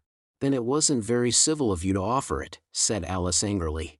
It wasn't very civil of you to sit down without being invited, said the March Hare. I didn't know it was your table, said Alice. It's laid for a great many more than 3. Your hair wants cutting, said the Hatter. He had been looking at Alice for some time with great curiosity, and this was his first speech. You should learn not to make personal remarks, Alice said with some severity. It's very rude.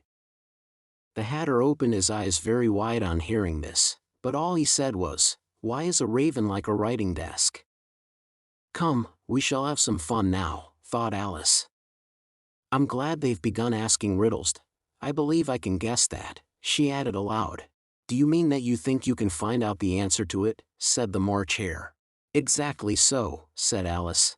Then you should say what you mean, the March Hare went on. I do, Alice hastily replied. At least I mean what I say, that's the same thing, you know. Not the same thing a bit, said the Hatter. You might just as well say that I see what I eat is the same thing as I eat what I see. You might just as well say, added the March Hare, that I like what I get is the same thing as I get what I like. You might just as well say, added the Dormouse, who seemed to be talking in his sleep, that I breathe when I sleep is the same thing as I sleep when I breathe. It is the same thing with you, said the Hatter, and here the conversation dropped, and the party sat silent for a minute, while Alice thought over all she could remember about ravens and writing desks, which wasn't much. The Hatter was the first to break the silence. What day of the month is it? He said, turning to Alice. He had taken his watch out of his pocket, and was looking at it uneasily, shaking it every now and then, and holding it to his ear. Alice considered a little, and then said the 4th. 2 days wrong, sighed the Hatter. I told you butter wouldn't suit the works, he added looking angrily at the March Hare. It was the best butter, the March Hare meekly replied. Yes, but some crumbs must have got in as well, the Hatter grumbled. You shouldn't have put it in with the bread knife. The March Hare took the watch and looked at it gloomily, then he dipped it into his cup of tea, and looked at it again, but he could think of nothing better to say than his first remark. It was the best butter, you know. Alice had been looking over his shoulder with some curiosity. "What a funny watch," she remarked. "It tells the day of the month, and doesn't tell what o'clock it is." "Why should it?" muttered the Hatter. "Does your watch tell you what year it is?" "Of course not," Alice replied very readily, "but that's because it stays the same year for such a long time together." "Which is just the case with mine," said the Hatter. Alice felt dreadfully puzzled. The Hatter's remark seemed to have no sort of meaning in it, and yet it was certainly English. "I don't quite understand you," she said, as politely as she could. "The Dormouse is asleep again," said the Hatter, and he poured a little hot tea upon its nose. The Dormouse shook its head impatiently, and said, without opening its eyes, of course, just what I was going to remark myself."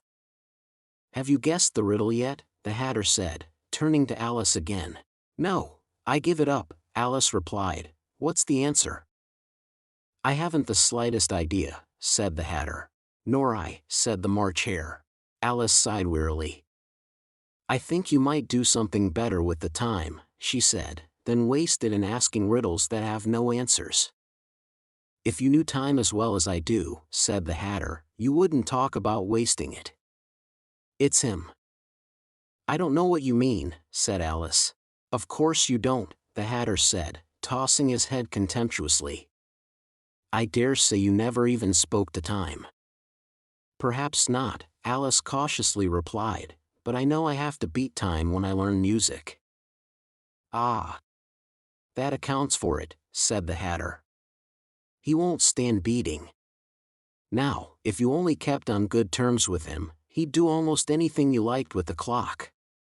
For instance, suppose it were 9 o'clock in the morning, just time to begin lessons. You'd only have to whisper a hint to time, and round goes the clock in a twinkling. 1:30, time for dinner." "I only wish it was," the March Hare said to itself in a whisper. "That would be grand, certainly," said Alice thoughtfully, "but then, I shouldn't be hungry for it, you know." "Not at first, perhaps," said the Hatter, "but you could keep it to 1:30 as long as you liked." "Is that the way you manage?" Alice asked. The Hatter shook his head mournfully. "Not I," he replied.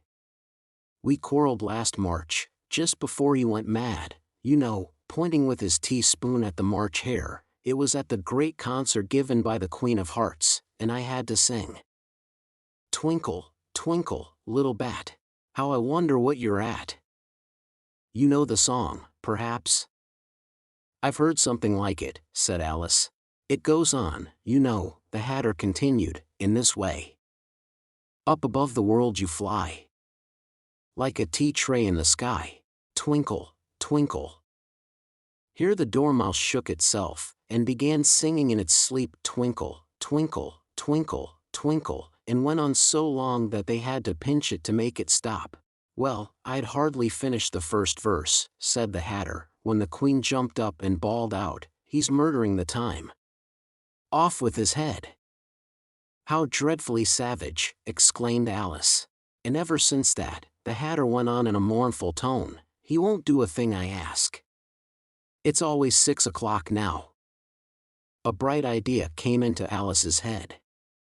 "Is that the reason so many tea things are put out here?" she asked. "Yes, that's it," said the Hatter with a sigh. "It's always tea time, and we've no time to wash the things between whiles."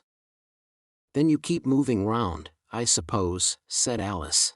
"Exactly so," said the Hatter, "as the things get used up." "But what happens when you come to the beginning again?" Alice ventured to ask. "Suppose we change the subject," the March Hare interrupted, yawning. "I'm getting tired of this. I vote the young lady tells us a story." "I'm afraid I don't know one," said Alice, rather alarmed at the proposal. "Then the Dormouse shall," they both cried. "Wake up, Dormouse!" And they pinched it on both sides at once. The Dormouse slowly opened his eyes. "I wasn't asleep," he said in a hoarse, feeble voice. "I heard every word you fellows were saying." "Tell us a story," said the March Hare. "Yes, please do," pleaded Alice. "And be quick about it," added the Hatter, "or you'll be asleep again before it's done."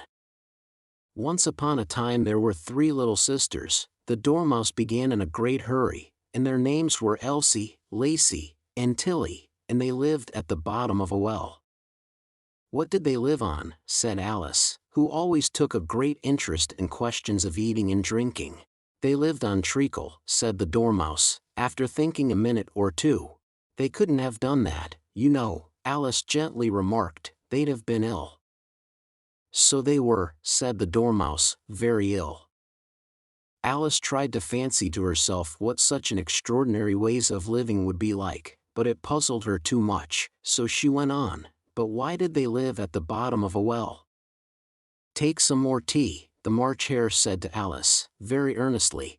"I've had nothing yet," Alice replied in an offended tone, "so I can't take more."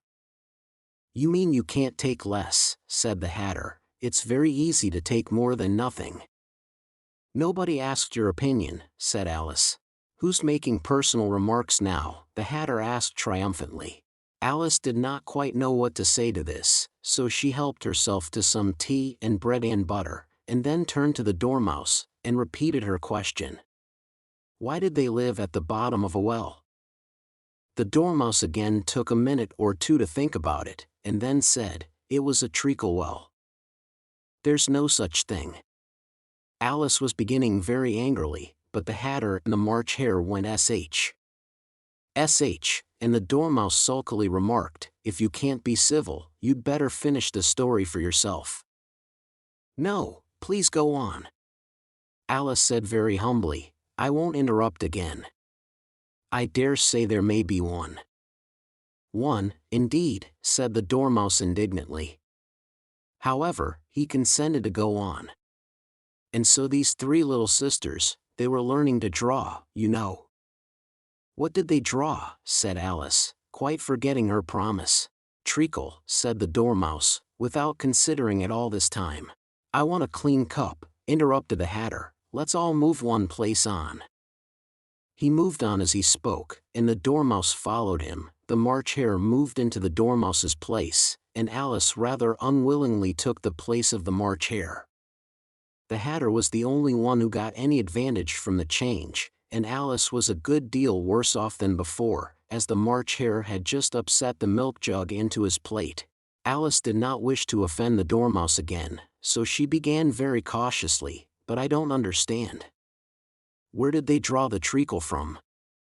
"You can draw water out of a water well," said the Hatter, "so I should think you could draw treacle out of a treacle well, stupid." "But they were in the well," Alice said to the Dormouse, not choosing to notice this last remark. "Of course they were," said the Dormouse, "well in." This answer so confused poor Alice, that she let the Dormouse go on for some time without interrupting it. "They were learning to draw," the Dormouse went on, yawning and rubbing its eyes, for it was getting very sleepy, "and they drew all manner of things, everything that begins with an M." "Why with an M?" said Alice. "Why not?" said the March Hare. Alice was silent. The Dormouse had closed its eyes by this time, and was going off into a doze, but, on being pinched by the Hatter, it woke up again with a little shriek, and went on, "That begins with an M, such as mousetraps, and the moon, and memory, and muchness. You know you say things are much of a muchness. Did you ever see such a thing as a drawing of a muchness?" "Really, now you ask me," said Alice, very much confused, "I don't think." "Then you shouldn't talk," said the Hatter. This piece of rudeness was more than Alice could bear. She got up in great disgust, and walked off. The Dormouse fell asleep instantly, and neither of the others took the least notice of her going, though she looked back once or twice, half hoping that they would call after her. The last time she saw them, they were trying to put the Dormouse into the teapot. "At any rate I'll never go there again," said Alice as she picked her way through the wood. "It's the stupidest tea party I ever was at in all my life." Just as she said this, she noticed that one of the trees had a door leading right into it. "That's very curious," she thought. "But everything's curious today. I think I may as well go in at once." And in she went. Once more she found herself in the long hall, and close to the little glass table. "Now, I'll manage better this time," she said to herself, and began by taking the little golden key, and unlocking the door that led into the garden. Then she went to work nibbling at the mushroom. She had kept a piece of it in her pocket, till she was about a foot high. Then she walked down the little passage, and then she found herself at last in the beautiful garden, among the bright flower beds and the cool fountains. Chapter 8. The Queen's Croquet Ground. A large rose tree stood near the entrance of the garden. The roses growing on it were white, but there were 3 gardeners at it, busily painting them red. Alice thought this a very curious thing, and she went nearer to watch them, and just as she came up to them she heard one of them say, "Look out now, 5. Don't go splashing paint over me like that." "I couldn't help it," said 5, in a sulky tone. 7 jogged my elbow. On which 7 looked up and said, "That's right, 5. Always lay the blame on others." "You'd better not talk," said 5. "I heard the Queen say only yesterday you deserve to be beheaded." "What for?" said the one who had spoken first. "That's none of your business, 2, said 7. "Yes, it is his business," said 5, "and I'll tell him. It was for bringing the cooked tulip roots instead of onions." 7 flung down his brush, and had just begun, "Well, of all the unjust things," when his eye chanced to fall upon Alice, as she stood watching them, and he checked himself suddenly. The others looked round also, and all of them bowed low. "Would you tell me," said Alice, a little timidly, "why you are painting those roses?" 5 and 7 said nothing, but looked at 2.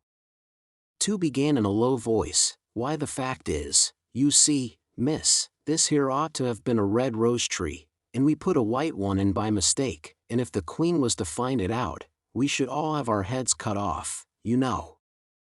So you see, miss, we're doing our best, afore she comes, to." At this moment 5, who had been anxiously looking across the garden, called out, "The Queen." The Queen, and the 3 gardeners instantly threw themselves flat upon their faces. There was a sound of many footsteps, and Alice looked round, eager to see the Queen. First came 10 soldiers carrying clubs. These were all shaped like the 3 gardeners, oblong and flat, with their hands and feet at the corners. Next the 10 courtiers. These were ornamented all over with diamonds, and walked 2 and 2, as the soldiers did. After these came the royal children. There were 10 of them, and the little dears came jumping merrily along hand in hand, in couples. They were all ornamented with hearts. Next came the guests, mostly kings and queens, and among them Alice recognized the White Rabbit. It was talking in a hurried, nervous manner, smiling at everything that was said, and went by without noticing her. Then followed the Knave of Hearts, carrying the king's crown on a crimson velvet cushion, and, last of all this grand procession, came the King and Queen of Hearts.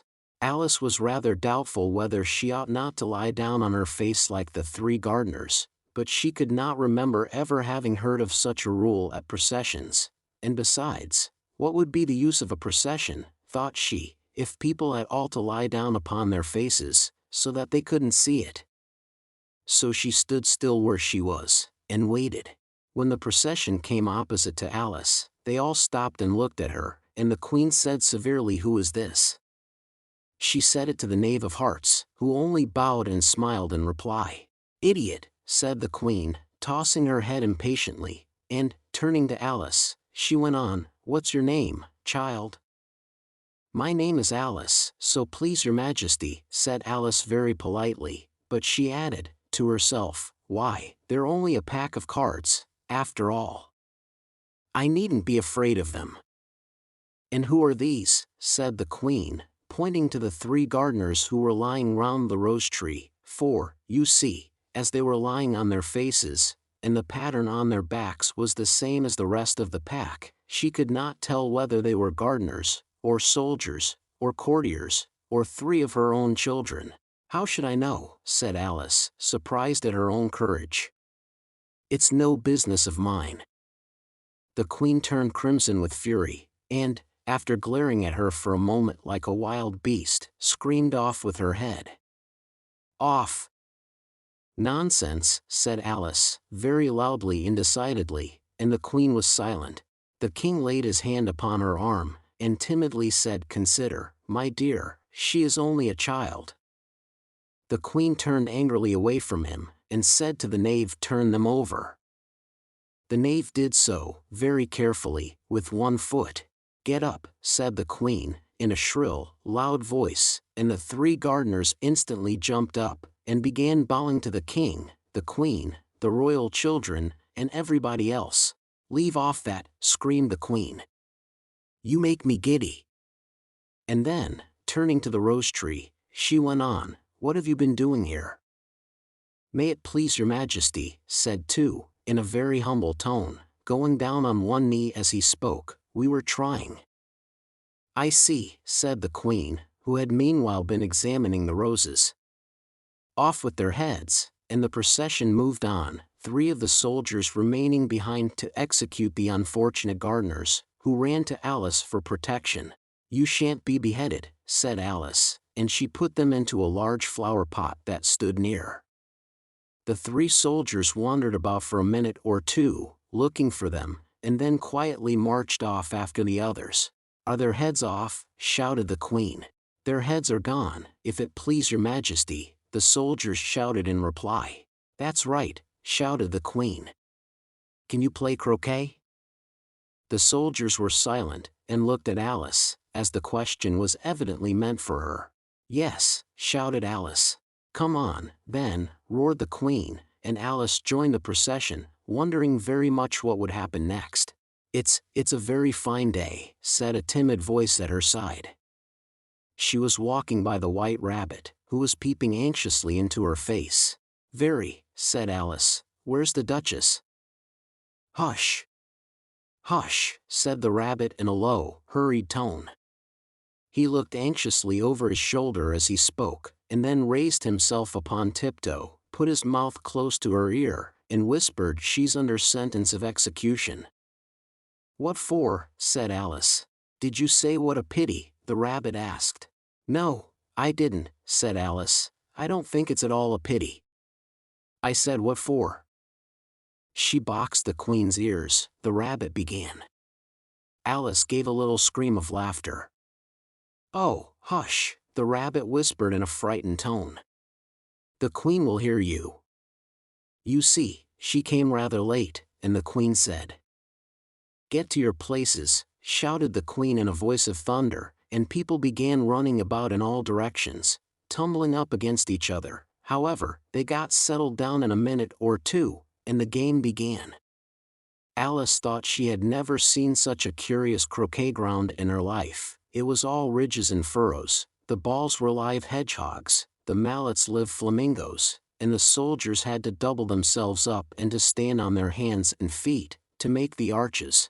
The chief difficulty Alice found at first was in managing her flamingo. She succeeded in getting its body tucked away, comfortably enough, under her arm, with its legs hanging down, but generally, just as she had got its neck nicely straightened out, and was going to give the hedgehog a blow with its head, it would twist itself round and look up in her face, with such a puzzled expression that she could not help bursting out laughing.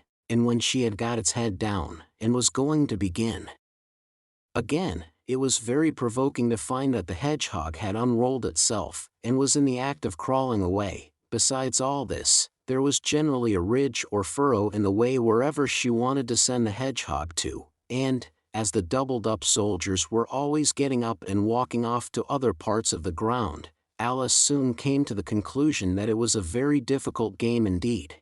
The players all played at once without waiting for turns, quarreling all the while, and fighting for the hedgehogs, and in a very short time the Queen was in a furious passion, and went stamping about, and shouting "off with his head," or "off with her head," about once in a minute. Alice began to feel very uneasy. To be sure, she had not as yet had any dispute with the Queen, but she knew that it might happen any minute, and then, thought she, what would become of me? They're dreadfully fond of beheading people here. The great wonder is, that there's any one left alive. She was looking about for some way of escape, and wondering whether she could get away without being seen, when she noticed a curious appearance in the air. It puzzled her very much at first, but, after watching it a minute or two, she made it out to be a grin, and she said to herself, "It's the Cheshire Cat, now I shall have somebody to talk to." "How are you getting on?" said the cat, as soon as there was mouth enough for it to speak with. Alice waited till the eyes appeared, and then nodded. "It's no use speaking to it," she thought, "till its ears have come, or at least one of them." In another minute the whole head appeared, and then Alice put down her flamingo, and began an account of the game, feeling very glad she had someone to listen to her. The cat seemed to think that there was enough of it now in sight, and no more of it appeared. "I don't think they play at all fairly," Alice began, in rather a complaining tone, "and they all quarrel so dreadfully one can't hear oneself speak, and they don't seem to have any rules in particular, at least, if there are, nobody attends to them, and you've no idea how confusing it is, all the things being alive. For instance, there's the arch I've got to go through next, walking about at the other end of the ground, and I should have croqueted the Queen's hedgehog just now, only it ran away when it saw mine coming." "How do you like the Queen?" said the cat in a low voice. "Not at all," said Alice. "She's so extremely—" Just then she noticed that the Queen was close behind her, listening, so she went on, "likely to win, that it's hardly worth while finishing the game."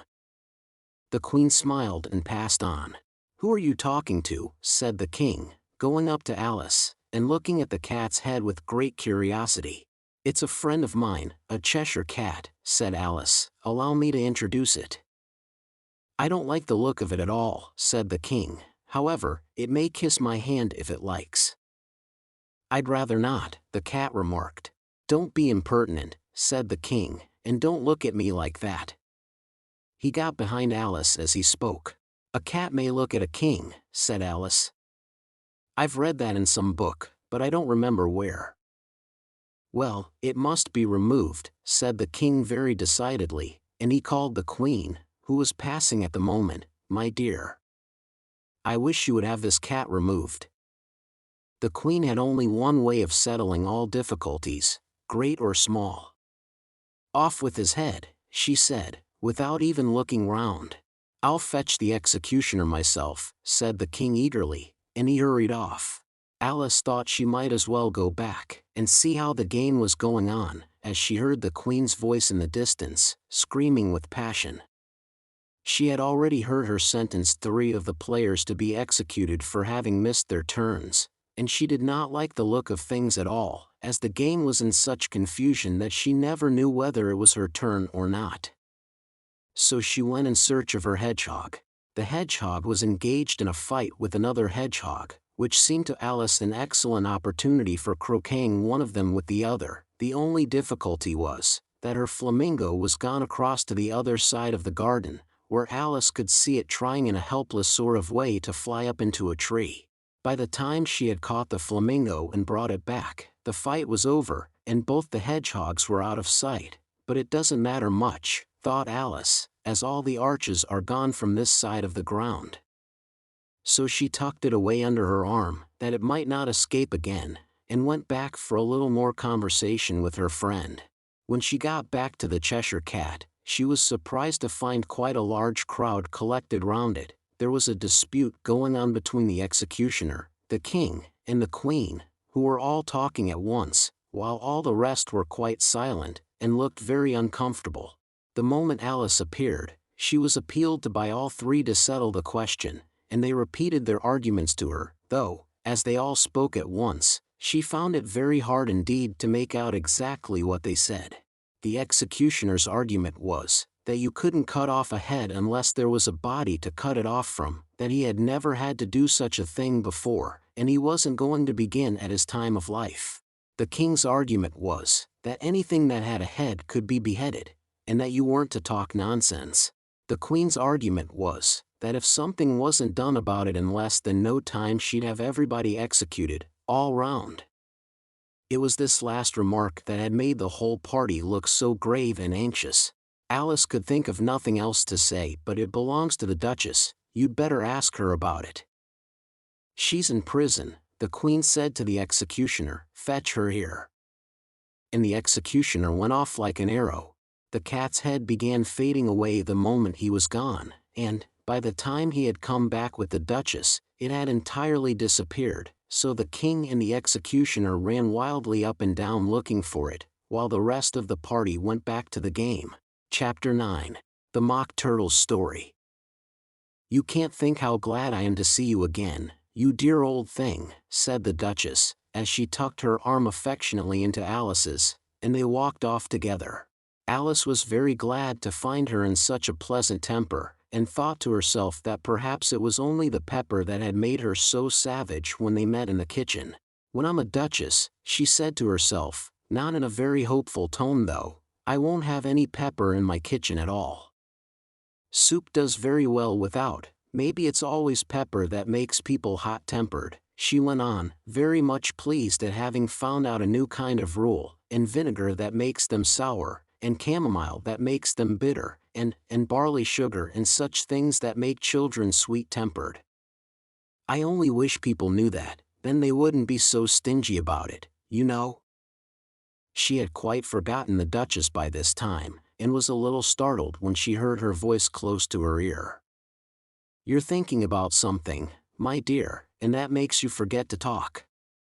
I can't tell you just now what the moral of that is, but I shall remember it in a bit."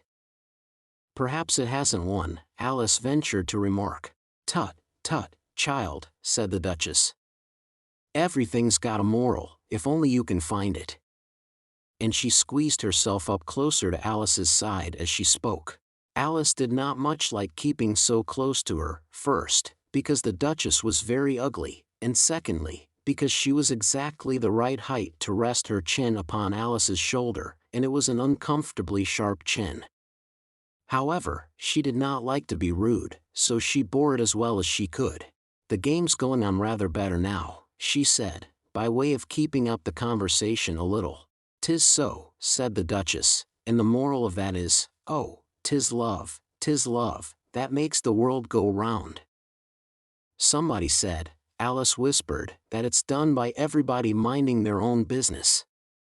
"Ah, well, it means much the same thing," said the Duchess, digging her sharp little chin into Alice's shoulder as she added, "and the moral of that is, take care of the sense, and the sounds will take care of themselves." How fond she is of finding morals in things. Alice thought to herself. "I dare say you're wondering why I don't put my arm round your waist," the Duchess said after a pause. "The reason is, that I'm doubtful about the temper of your flamingo. Shall I try the experiment?" "He might bite," Alice cautiously replied, not feeling at all anxious to have the experiment tried. "Very true," said the Duchess, "flamingos and mustard both bite. And the moral of that is, birds of a feather flock together." "Only mustard isn't a bird," Alice remarked. "Right, as usual," said the Duchess. "What a clear way you have of putting things." "It's a mineral, I think," said Alice. "Of course it is," said the Duchess, who seemed ready to agree to everything that Alice said. "There's a large mustard mine near here. And the moral of that is, the more there is of mine, the less there is of yours." "Oh, I know," exclaimed Alice, who had not attended to this last remark. "It's a vegetable. It doesn't look like one, but it is." "I quite agree with you," said the Duchess, "and the moral of that is, be what you would seem to be, or if you'd like it put more simply, never imagine yourself not to be otherwise than what it might appear to others that what you were or might have been was not otherwise than what you had been would have appeared to them to be otherwise." "I think I should understand that better," Alice said very politely, "if I had it written down, but I can't quite follow it as you say it." "That's nothing to what I could say if I chose," the Duchess replied, in a pleased tone. "Pray don't trouble yourself to say it any longer than that," said Alice. "Oh, don't talk about trouble," said the Duchess. "I make you a present of everything I've said as yet." A cheap sort of present, thought Alice. I'm glad they don't give birthday presents like that. But she did not venture to say it out loud. Thinking again, the Duchess asked, with another dig of her sharp little chin. "I've a right to think," said Alice sharply, for she was beginning to feel a little worried. "Just about as much right," said the Duchess, "as pigs have to fly, and the M." But here, to Alice's great surprise, the Duchess's voice died away, even in the middle of her favorite word moral, and the arm that was linked into hers began to tremble. Alice looked up, and there stood the Queen in front of them, with her arms folded, frowning like a thunderstorm. "A fine day, Your Majesty," the Duchess began in a low, weak voice. "Now, I give you fair warning," shouted the Queen, stamping on the ground as she spoke, "either you or your head must be off, and that in about half no time. Take your choice." The Duchess took her choice, and was gone in a moment. "Let's go on with the game," the Queen said to Alice, and Alice was too much frightened to say a word, but slowly followed her back to the croquet ground. The other guests had taken advantage of the Queen's absence, and were resting in the shade. However, the moment they saw her, they hurried back to the game, the Queen merely remarking that a moment's delay would cost them their lives. All the time they were playing, the Queen never left off quarreling with the other players, and shouting "off with his head," or "off with her head." Those whom she sentenced were taken into custody by the soldiers, who of course had to leave off being arches to do this, so that by the end of half an hour or so there were no arches left, and all the players, except the King, the Queen, and Alice, were in custody and under sentence of execution. Then the Queen left off, quite out of breath, and said to Alice, "Have you seen the Mock Turtle yet?" "No," said Alice. "I don't even know what a mock turtle is." "It's the thing mock turtle soup is made from," said the Queen. "I never saw one, or heard of one," said Alice. "Come on, then," said the Queen, "and he shall tell you his history." As they walked off together, Alice heard the King say in a low voice, to the company generally, "You are all pardoned." "Come, that's a good thing," she said to herself, for she had felt quite unhappy at the number of executions the Queen had ordered. They very soon came upon a griffin, lying fast asleep in the sun. If you don't know what a griffin is, look at the picture. "Up, lazy thing," said the Queen, "and take this young lady to see the Mock Turtle, and to hear his history.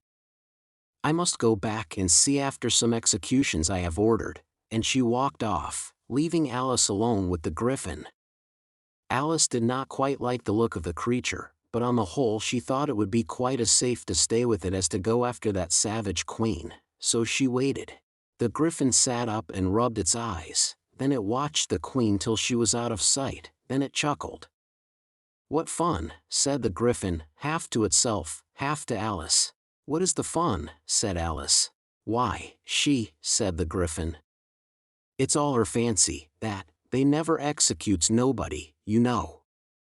Come on." Everybody says come on, here, thought Alice, as she went slowly after it. "I never was so ordered about in all my life, never." They had not gone far before they saw the Mock Turtle in the distance, sitting sad and lonely on a little ledge of rock, and, as they came nearer, Alice could hear him sighing as if his heart would break. She pitied him deeply. "What is his sorrow?" she asked the griffin, and the griffin answered, very nearly in the same words as before, "It's all his fancy, that, he hasn't got no sorrow, you know. Come on." So they went up to the Mock Turtle, who looked at them with large eyes full of tears, but said nothing.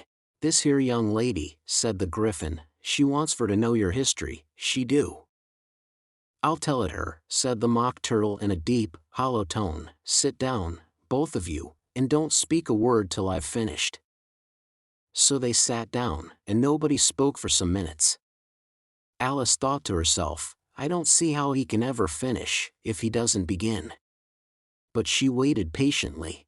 "Once," said the Mock Turtle at last, with a deep sigh, "I was a real turtle." These words were followed by a very long silence, broken only by an occasional exclamation of "HJCKRRH" from the griffin, and the constant heavy sobbing of the Mock Turtle. Alice was very nearly getting up and saying, "Thank you, sir, for your interesting story," but she could not help thinking there must be more to come, so she sat still and said nothing. When we were little, the Mock Turtle went on at last, more calmly, though still sobbing a little now and then, we went to school in the sea. The master was an old turtle, we used to call him Tortoise. Why did you call him Tortoise, if he wasn't one? Alice asked. We called him Tortoise because he taught us, said the Mock Turtle angrily. Really, you are very dull. You ought to be ashamed of yourself for asking such a simple question, added the Gryphon, and then they both sat silent and looked at poor Alice, who felt ready to sink into the earth. At last the Gryphon said to the Mock Turtle, Drive on, old fellow. Don't be all day about it, and he went on in these words. Yes, we went to school in the sea, though you mayn't believe it. I never said I didn't, interrupted Alice. You did, said the Mock Turtle. Hold your tongue, added the Gryphon, before Alice could speak again. The Mock Turtle went on. We had the best of educations, in fact, we went to school every day. I've been to a day school, too, said Alice. You needn't be so proud as all that. With extras? Asked the Mock Turtle a little anxiously. Yes, said Alice, we learn French and music. And washing, said the Mock Turtle. Certainly not, said Alice indignantly. Ah. Then yours wasn't a really good school, said the Mock Turtle in a tone of great relief. Now at ours they had at the end of the bill, French, music, and washing, extra. You couldn't have wanted it much, said Alice, living at the bottom of the sea. I couldn't afford to learn it, said the Mock Turtle with a sigh. I only took the regular course. What was that? Inquired Alice. Reeling and writhing, of course, to begin with, the Mock Turtle replied, and then the different branches of arithmetic, ambition, distraction, uglification, and derision. I never heard of uglification, Alice ventured to say. What is it? The Gryphon lifted up both its paws in surprise. What? Never heard of uglifying, it exclaimed.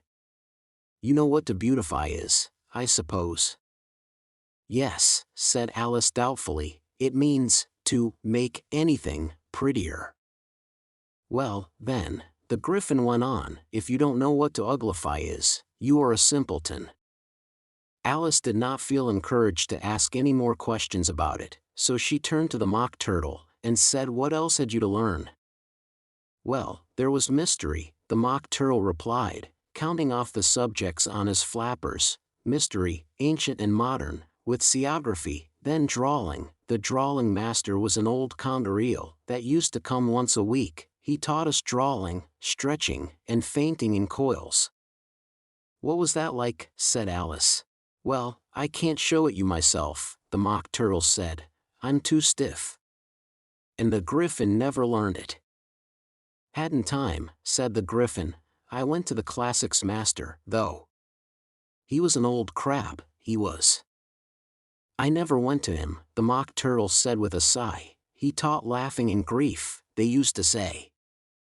So he did, said the Gryphon, sighing in his turn, and both creatures hid their faces in their paws. And how many hours a day did you do lessons? Said Alice, in a hurry to change the subject. 10 hours the first day, said the Mock Turtle, 9 the next, and so on. What a curious plan, exclaimed Alice. That's the reason they're called lessons, the Gryphon remarked, because they lesson from day to day. This was quite a new idea to Alice, and she thought it over a little before she made her next remark. Then the 11th day must have been a holiday? Of course it was, said the Mock Turtle. And how did you manage on the 12th? Alice went on eagerly. That's enough about lessons, the Gryphon interrupted in a very decided tone.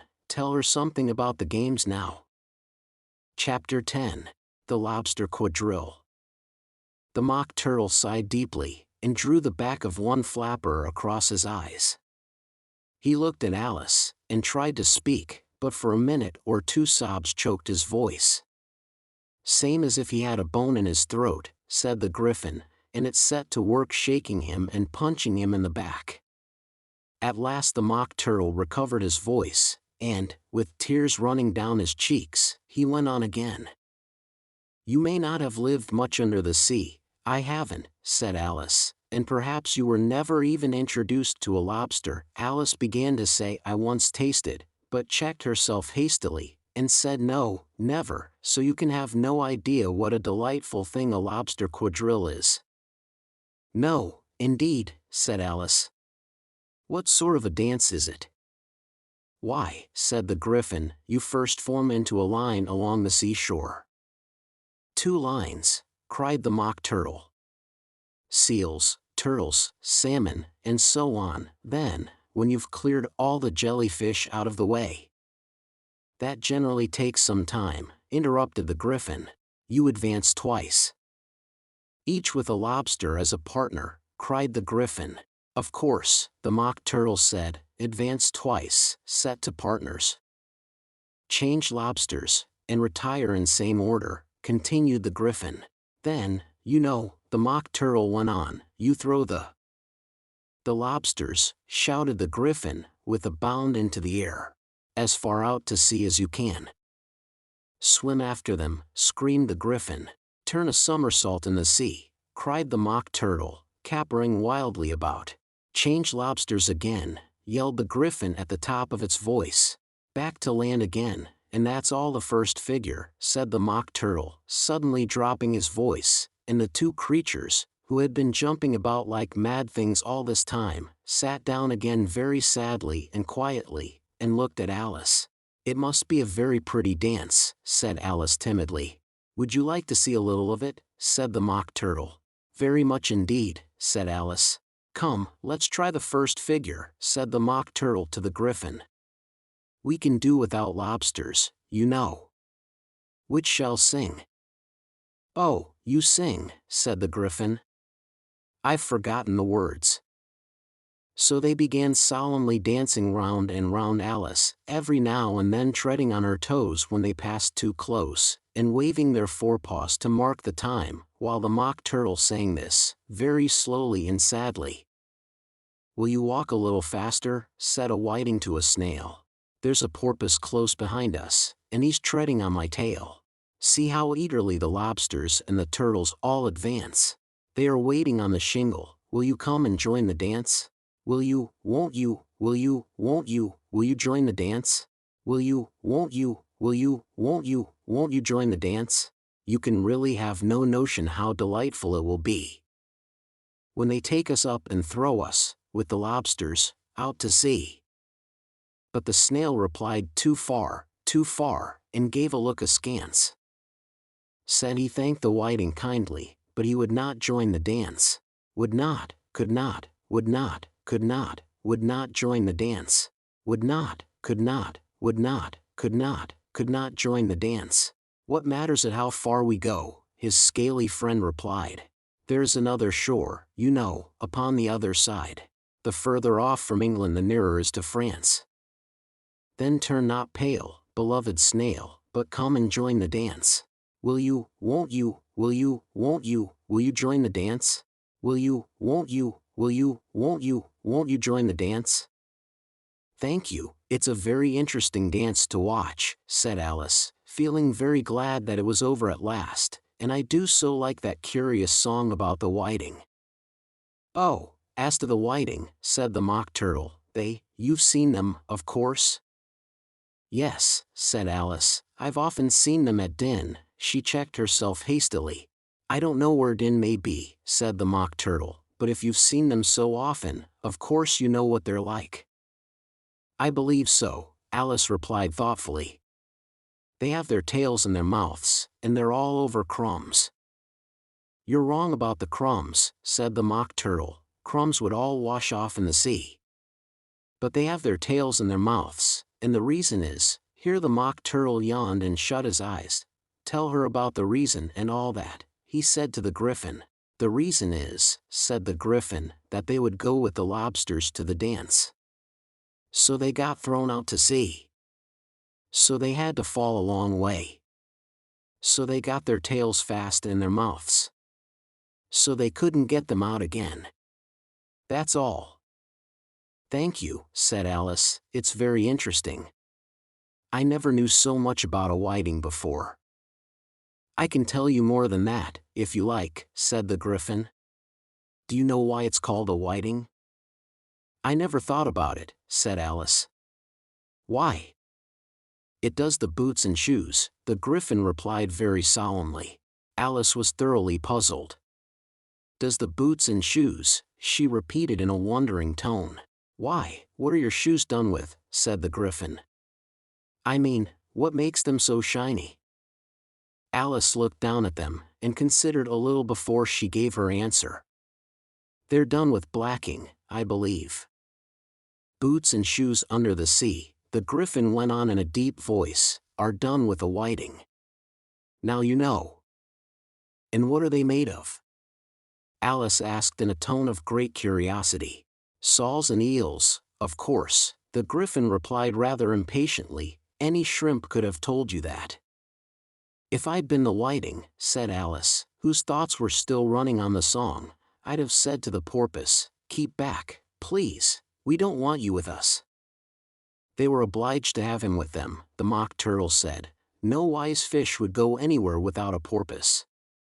Wouldn't it really? Said Alice in a tone of great surprise. Of course not, said the Mock Turtle. Why, if a fish came to me, and told me he was going a journey, I should say with what porpoise. Don't you mean purpose, said Alice. I mean what I say, the Mock Turtle replied in an offended tone. And the Griffin added, come, let's hear some of your adventures.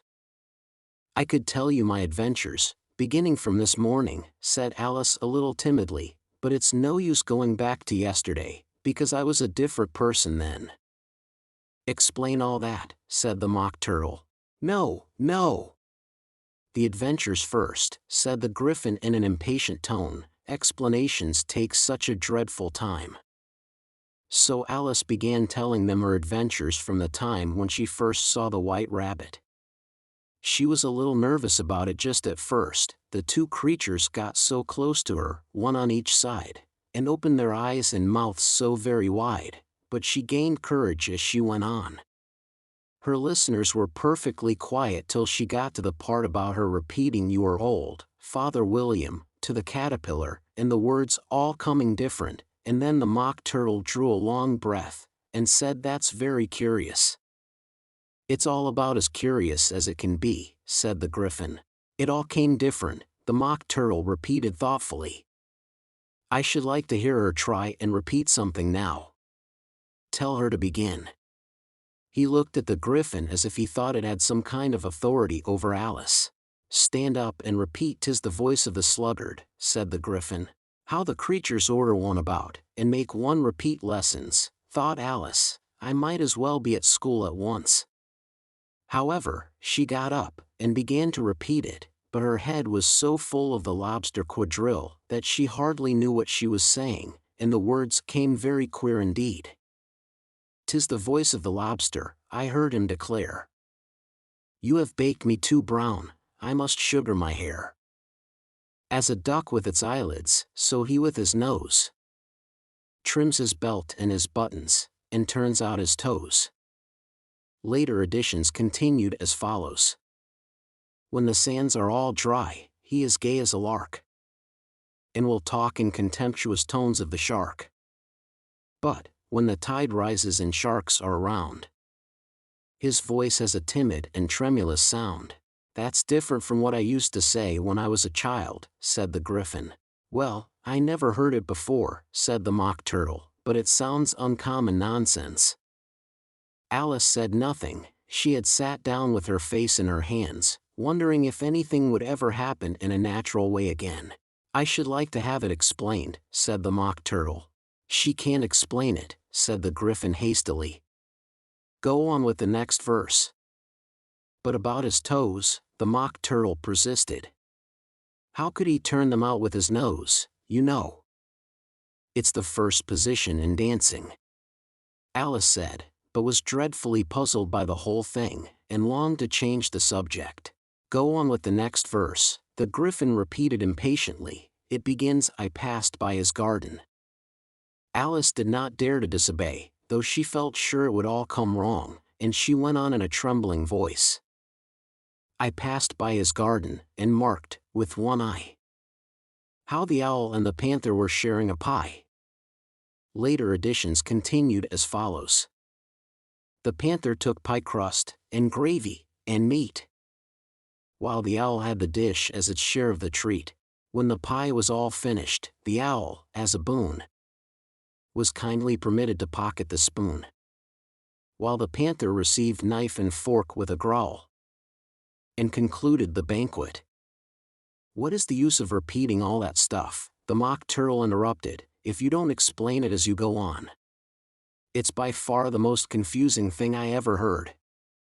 Yes, I think you'd better leave off, said the Gryphon, and Alice was only too glad to do so.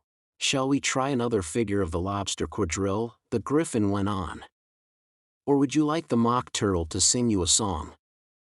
Oh, a song, please, if the Mock Turtle would be so kind, Alice replied, so eagerly that the Gryphon said, in a rather offended tone, No accounting for tastes. Sing her turtle soup, will you, old fellow?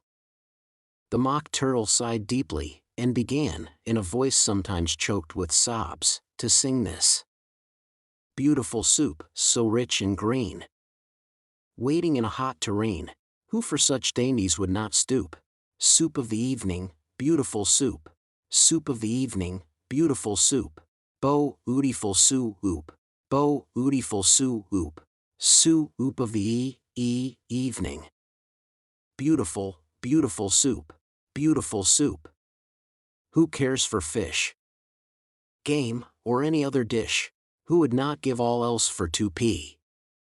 Any worth only of beautiful soup? Pennyworth only of beautiful soup? Beautiful soup. Beautiful soup. Soup of the evening.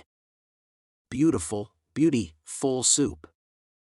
Chorus again, cried the Gryphon, and the Mock Turtle had just begun to repeat it, when a cry of the trial's beginning was heard in the distance.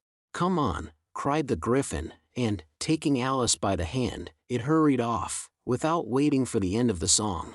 What trial is it? Alice panted as she ran, but the Gryphon only answered come on, and ran the faster, while more and more faintly came, carried on the breeze that followed them, the melancholy words. Soup of the evening. Beautiful, beautiful soup. Chapter 11. Who stole the tarts? The King and Queen of Hearts were seated on their throne when they arrived, with a great crowd assembled about them, all sorts of little birds and beasts, as well as the whole pack of cards. The knave was standing before them, in chains, with a soldier on each side to guard him, and near the king was the White Rabbit, with a trumpet in one hand, and a scroll of parchment in the other. In the very middle of the court was a table, with a large dish of tarts upon it. They looked so good, that it made Alice quite hungry to look at them. I wish they'd get the trial done, she thought, and hand round the refreshments. But there seemed to be no chance of this, so she began looking at everything about her, to pass away the time. Alice had never been in a court of justice before, but she had read about them in books, and she was quite pleased to find that she knew the name of nearly everything there. That's the judge, she said to herself, because of his great wig. The judge, by the way, was the king, and as he wore his crown over the wig, look at the frontispiece if you want to see how he did it. He did not look at all comfortable, and it was certainly not becoming. And that's the jury box, thought Alice, and those 12 creatures, she was obliged to say creatures, you see, because some of them were animals, and some were birds. I suppose they are the jurors. She said this last word 2 or 3 times over to herself, being rather proud of it, for she thought, and rightly too, that very few little girls of her age knew the meaning of it at all. However, jurymen would have done just as well. The 12 jurors were all writing very busily on slates. What are they doing? Alice whispered to the Gryphon.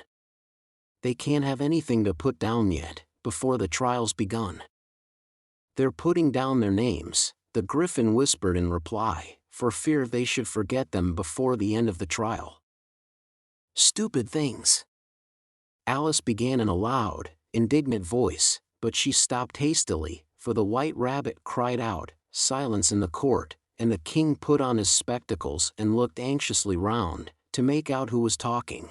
Alice could see, as well as if she were looking over their shoulders, that all the jurors were writing down stupid things on their slates, and she could even make out that one of them didn't know how to spell stupid, and that he had to ask his neighbor to tell him.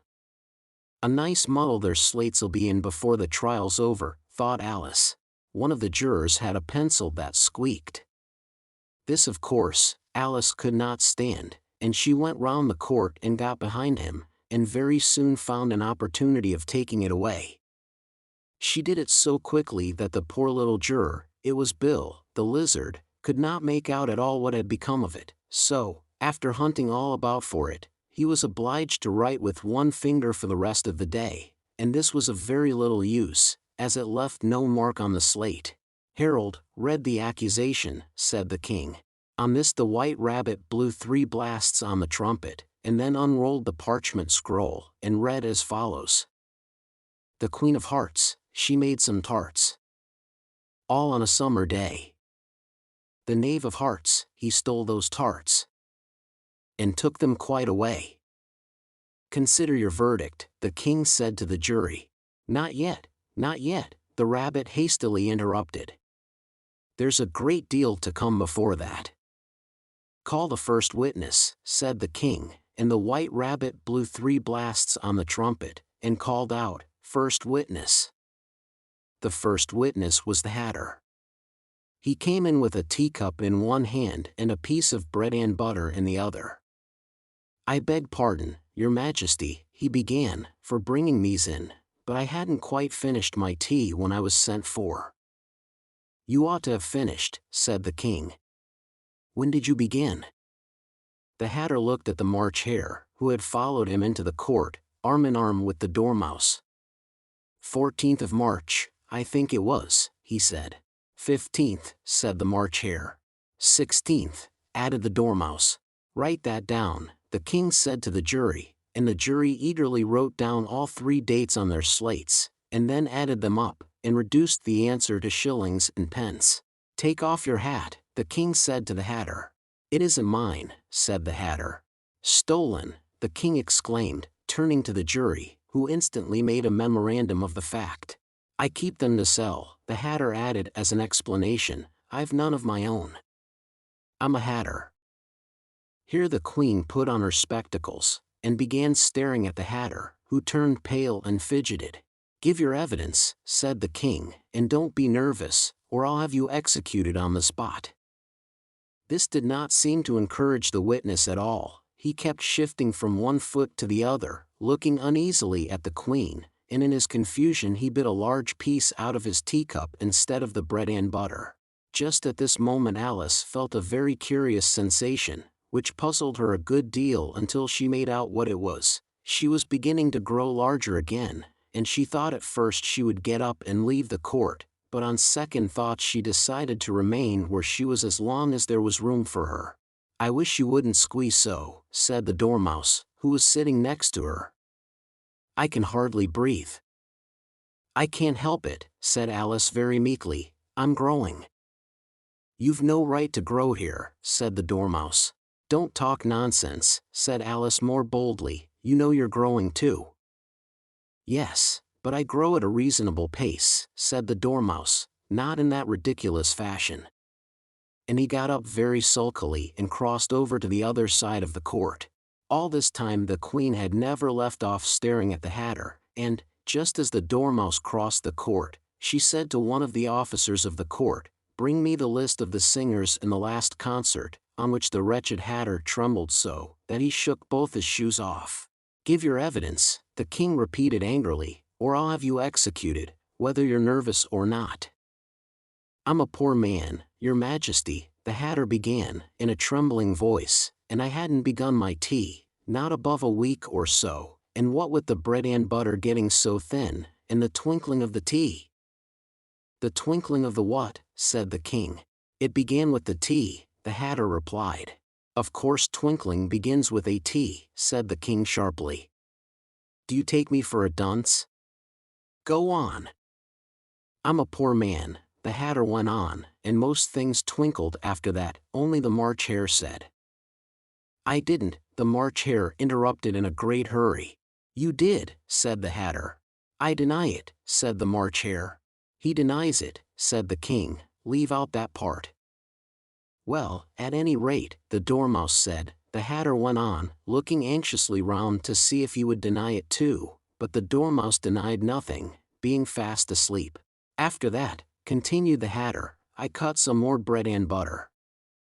"But what did the Dormouse say?" one of the jury asked. "That I can't remember," said the Hatter. "You must remember," remarked the King, "or I'll have you executed." The miserable Hatter dropped his teacup and bread and butter, and went down on one knee. "I'm a poor man, your Majesty," he began. "You're a very poor speaker," said the King. Here one of the guinea pigs cheered, and was immediately suppressed by the officers of the court. As that is rather a hard word, I will just explain to you how it was done.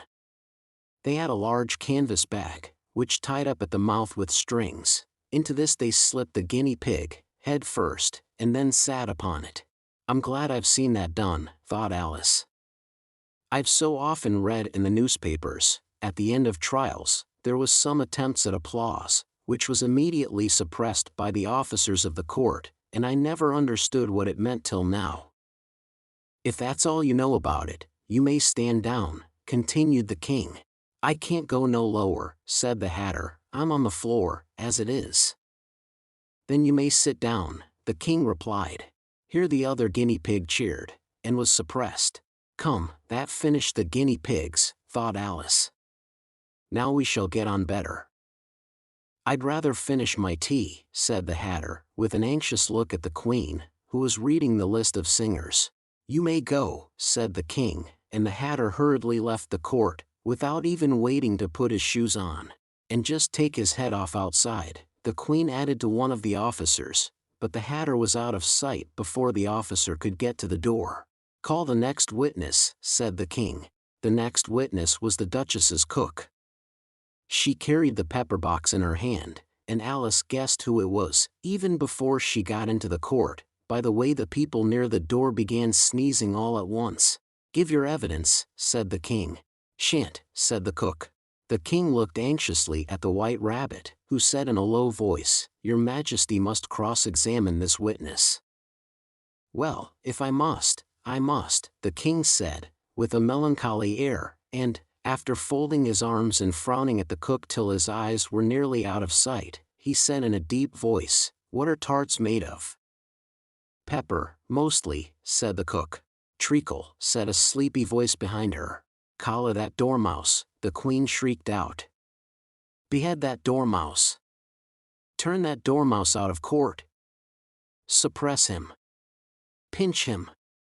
"Off with his whiskers." For some minutes the whole court was in confusion, getting the dormouse turned out, and, by the time they had settled down again, the cook had disappeared. "Never mind," said the King, with an air of great relief. "Call the next witness." And he added in an undertone to the Queen, "Really, my dear, you must cross-examine the next witness. It quite makes my forehead ache." Alice watched the White Rabbit as he fumbled over the list, feeling very curious to see what the next witness would be like, for they haven't got much evidence yet, she said to herself. Imagine her surprise, when the White Rabbit read out, at the top of his shrill little voice, the name Alice. Chapter 12. Alice's Evidence. "Here," cried Alice, quite forgetting in the flurry of the moment how large she had grown in the last few minutes, and she jumped up in such a hurry that she tipped over the jury box with the edge of her skirt, upsetting all the jurymen on to the heads of the crowd below, and there they lay sprawling about, reminding her very much of a globe of goldfish she had accidentally upset the week before. "Oh, I beg your pardon," she exclaimed in a tone of great dismay, and began picking them up again as quickly as she could, for the accident of the goldfish kept running in her head, and she had a vague sort of idea that they must be collected at once and put back into the jury box, or they would die. "The trial cannot proceed," said the King in a very grave voice, "until all the jurymen are back in their proper places, all," he repeated with great emphasis, looking hard at Alice as he said so. Alice looked at the jury box, and saw that, in her haste, she had put the lizard in head downwards, and the poor little thing was waving its tail about in a melancholy way, being quite unable to move. She soon got it out again, and put it right. Not that it signifies much, she said to herself, I should think it would be quite as much use in the trial one way up as the other. As soon as the jury had a little recovered from the shock of being upset, and their slates and pencils had been found and handed back to them, they set to work very diligently to write out a history of the accident, all except the lizard, who seemed too much overcome to do anything but sit with its mouth open, gazing up into the roof of the court. What do you know about this business? The king said to Alice. Nothing, said Alice. Nothing whatever, persisted the king. Nothing whatever, said Alice. That's very important, the king said, turning to the jury. They were just beginning to write this down on their slates, when the White Rabbit interrupted. Unimportant, your majesty means, of course, he said in a very respectful tone, but frowning and making faces at him as he spoke. Unimportant, of course, I meant, the king hastily said, and went on to himself in an undertone.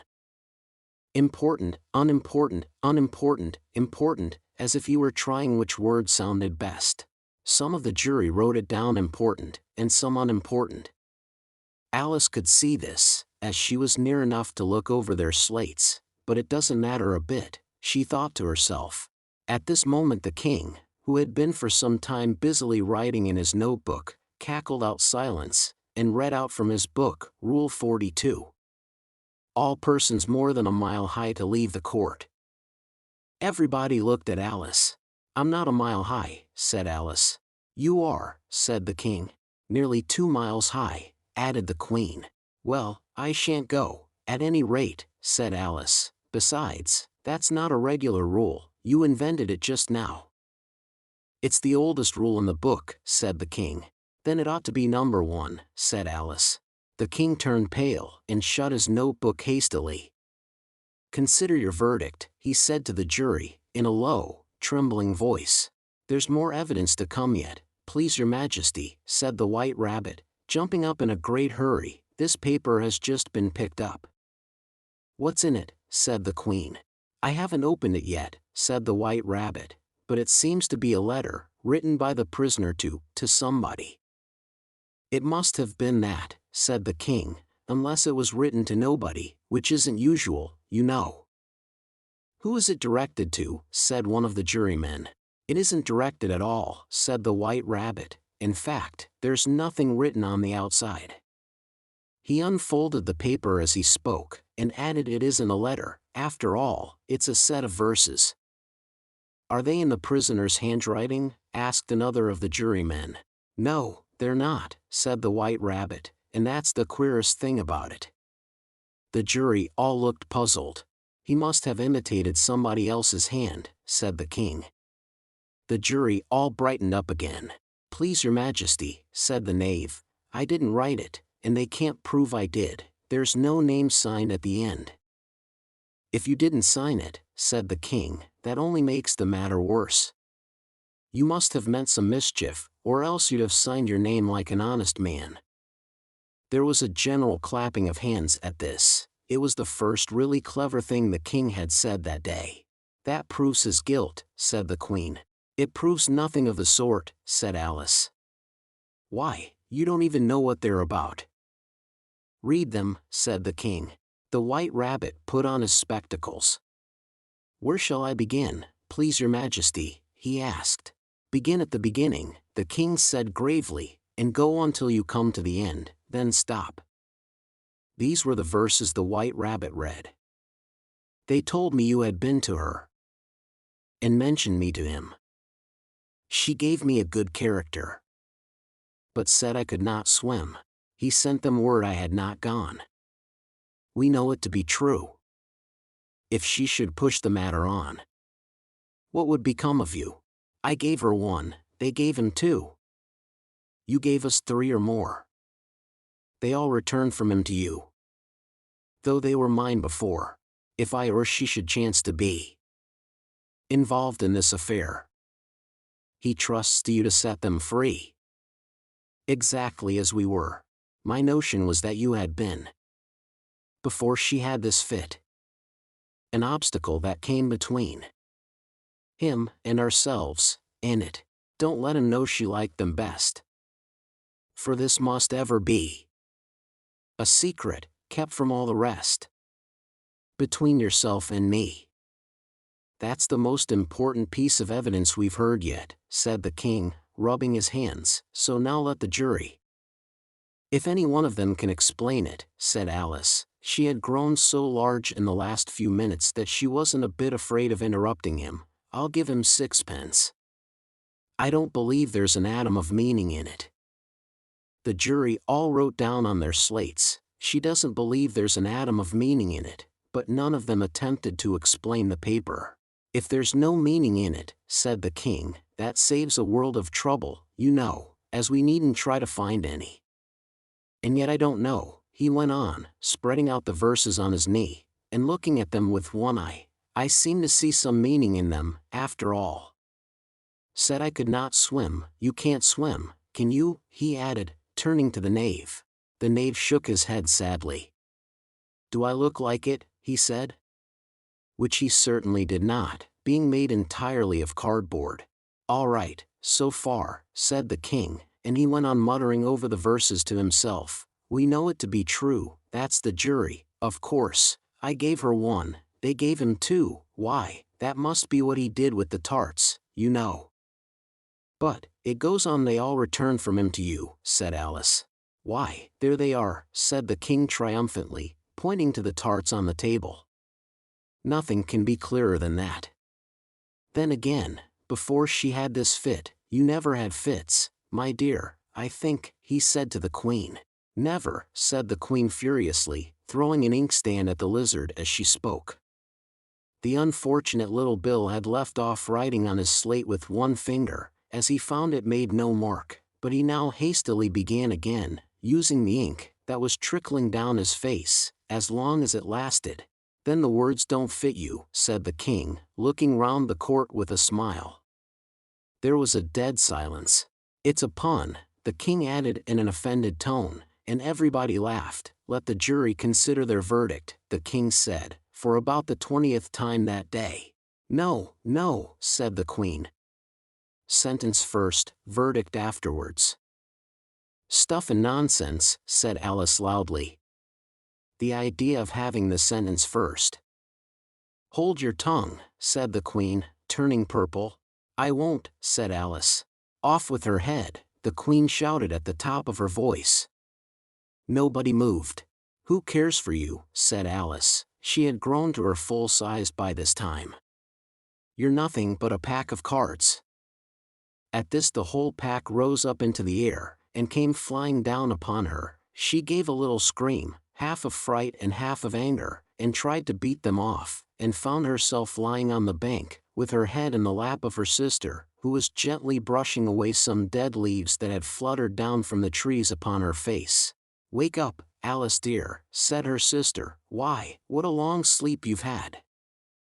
Oh, I've had such a curious dream, said Alice, and she told her sister, as well as she could remember them, all these strange adventures of hers that you have just been reading about, and when she had finished, her sister kissed her, and said, it was a curious dream, dear, certainly, but now run into your tea, it's getting late. So Alice got up and ran off, thinking while she ran, as well she might, what a wonderful dream it had been. But her sister sat still just as she left her, leaning her head on her hand, watching the setting sun, and thinking of little Alice and all her wonderful adventures, till she too began dreaming after a fashion, and this was her dream. First, she dreamed of little Alice herself, and once again the tiny hands were clasped upon her knee, and the bright eager eyes were looking up into hers. She could hear the very tones of her voice, and see that queer little toss of her head to keep back the wandering hair that would always get into her eyes, and still as she listened, or seemed to listen, the whole place around her became alive with the strange creatures of her little sister's dream.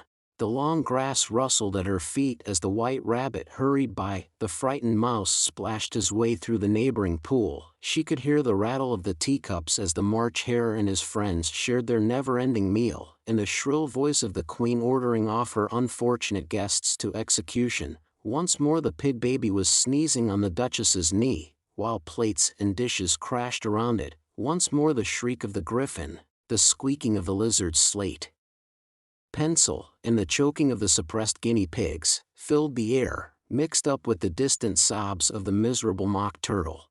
So she sat on, with closed eyes, and half believed herself in Wonderland, though she knew she had but to open them again, and all would change to dull reality. The grass would be only rustling in the wind, and the pool rippling to the waving of the reeds. The rattling teacups would change to tinkling sheep bells, and the queen's shrill cries to the voice of the shepherd boy, and the sneeze of the baby, the shriek of the griffin, and all the other queer noises, would change, she knew, to the confused clamor of the busy farmyard, while the lowing of the cattle in the distance would take the place of the mock turtle's heavy sobs. Lastly, she pictured to herself how this same little sister of hers would, in the after-time, be herself a grown woman, and how she would keep, through all her riper years, the simple and loving heart of her childhood, and how she would gather about her other little children, and make their eyes bright and eager with many a strange tale, perhaps even with the dream of Wonderland of long ago, and how she would feel with all their simple sorrows, and find a pleasure in all their simple joys, remembering her own child life, and the happy summer days.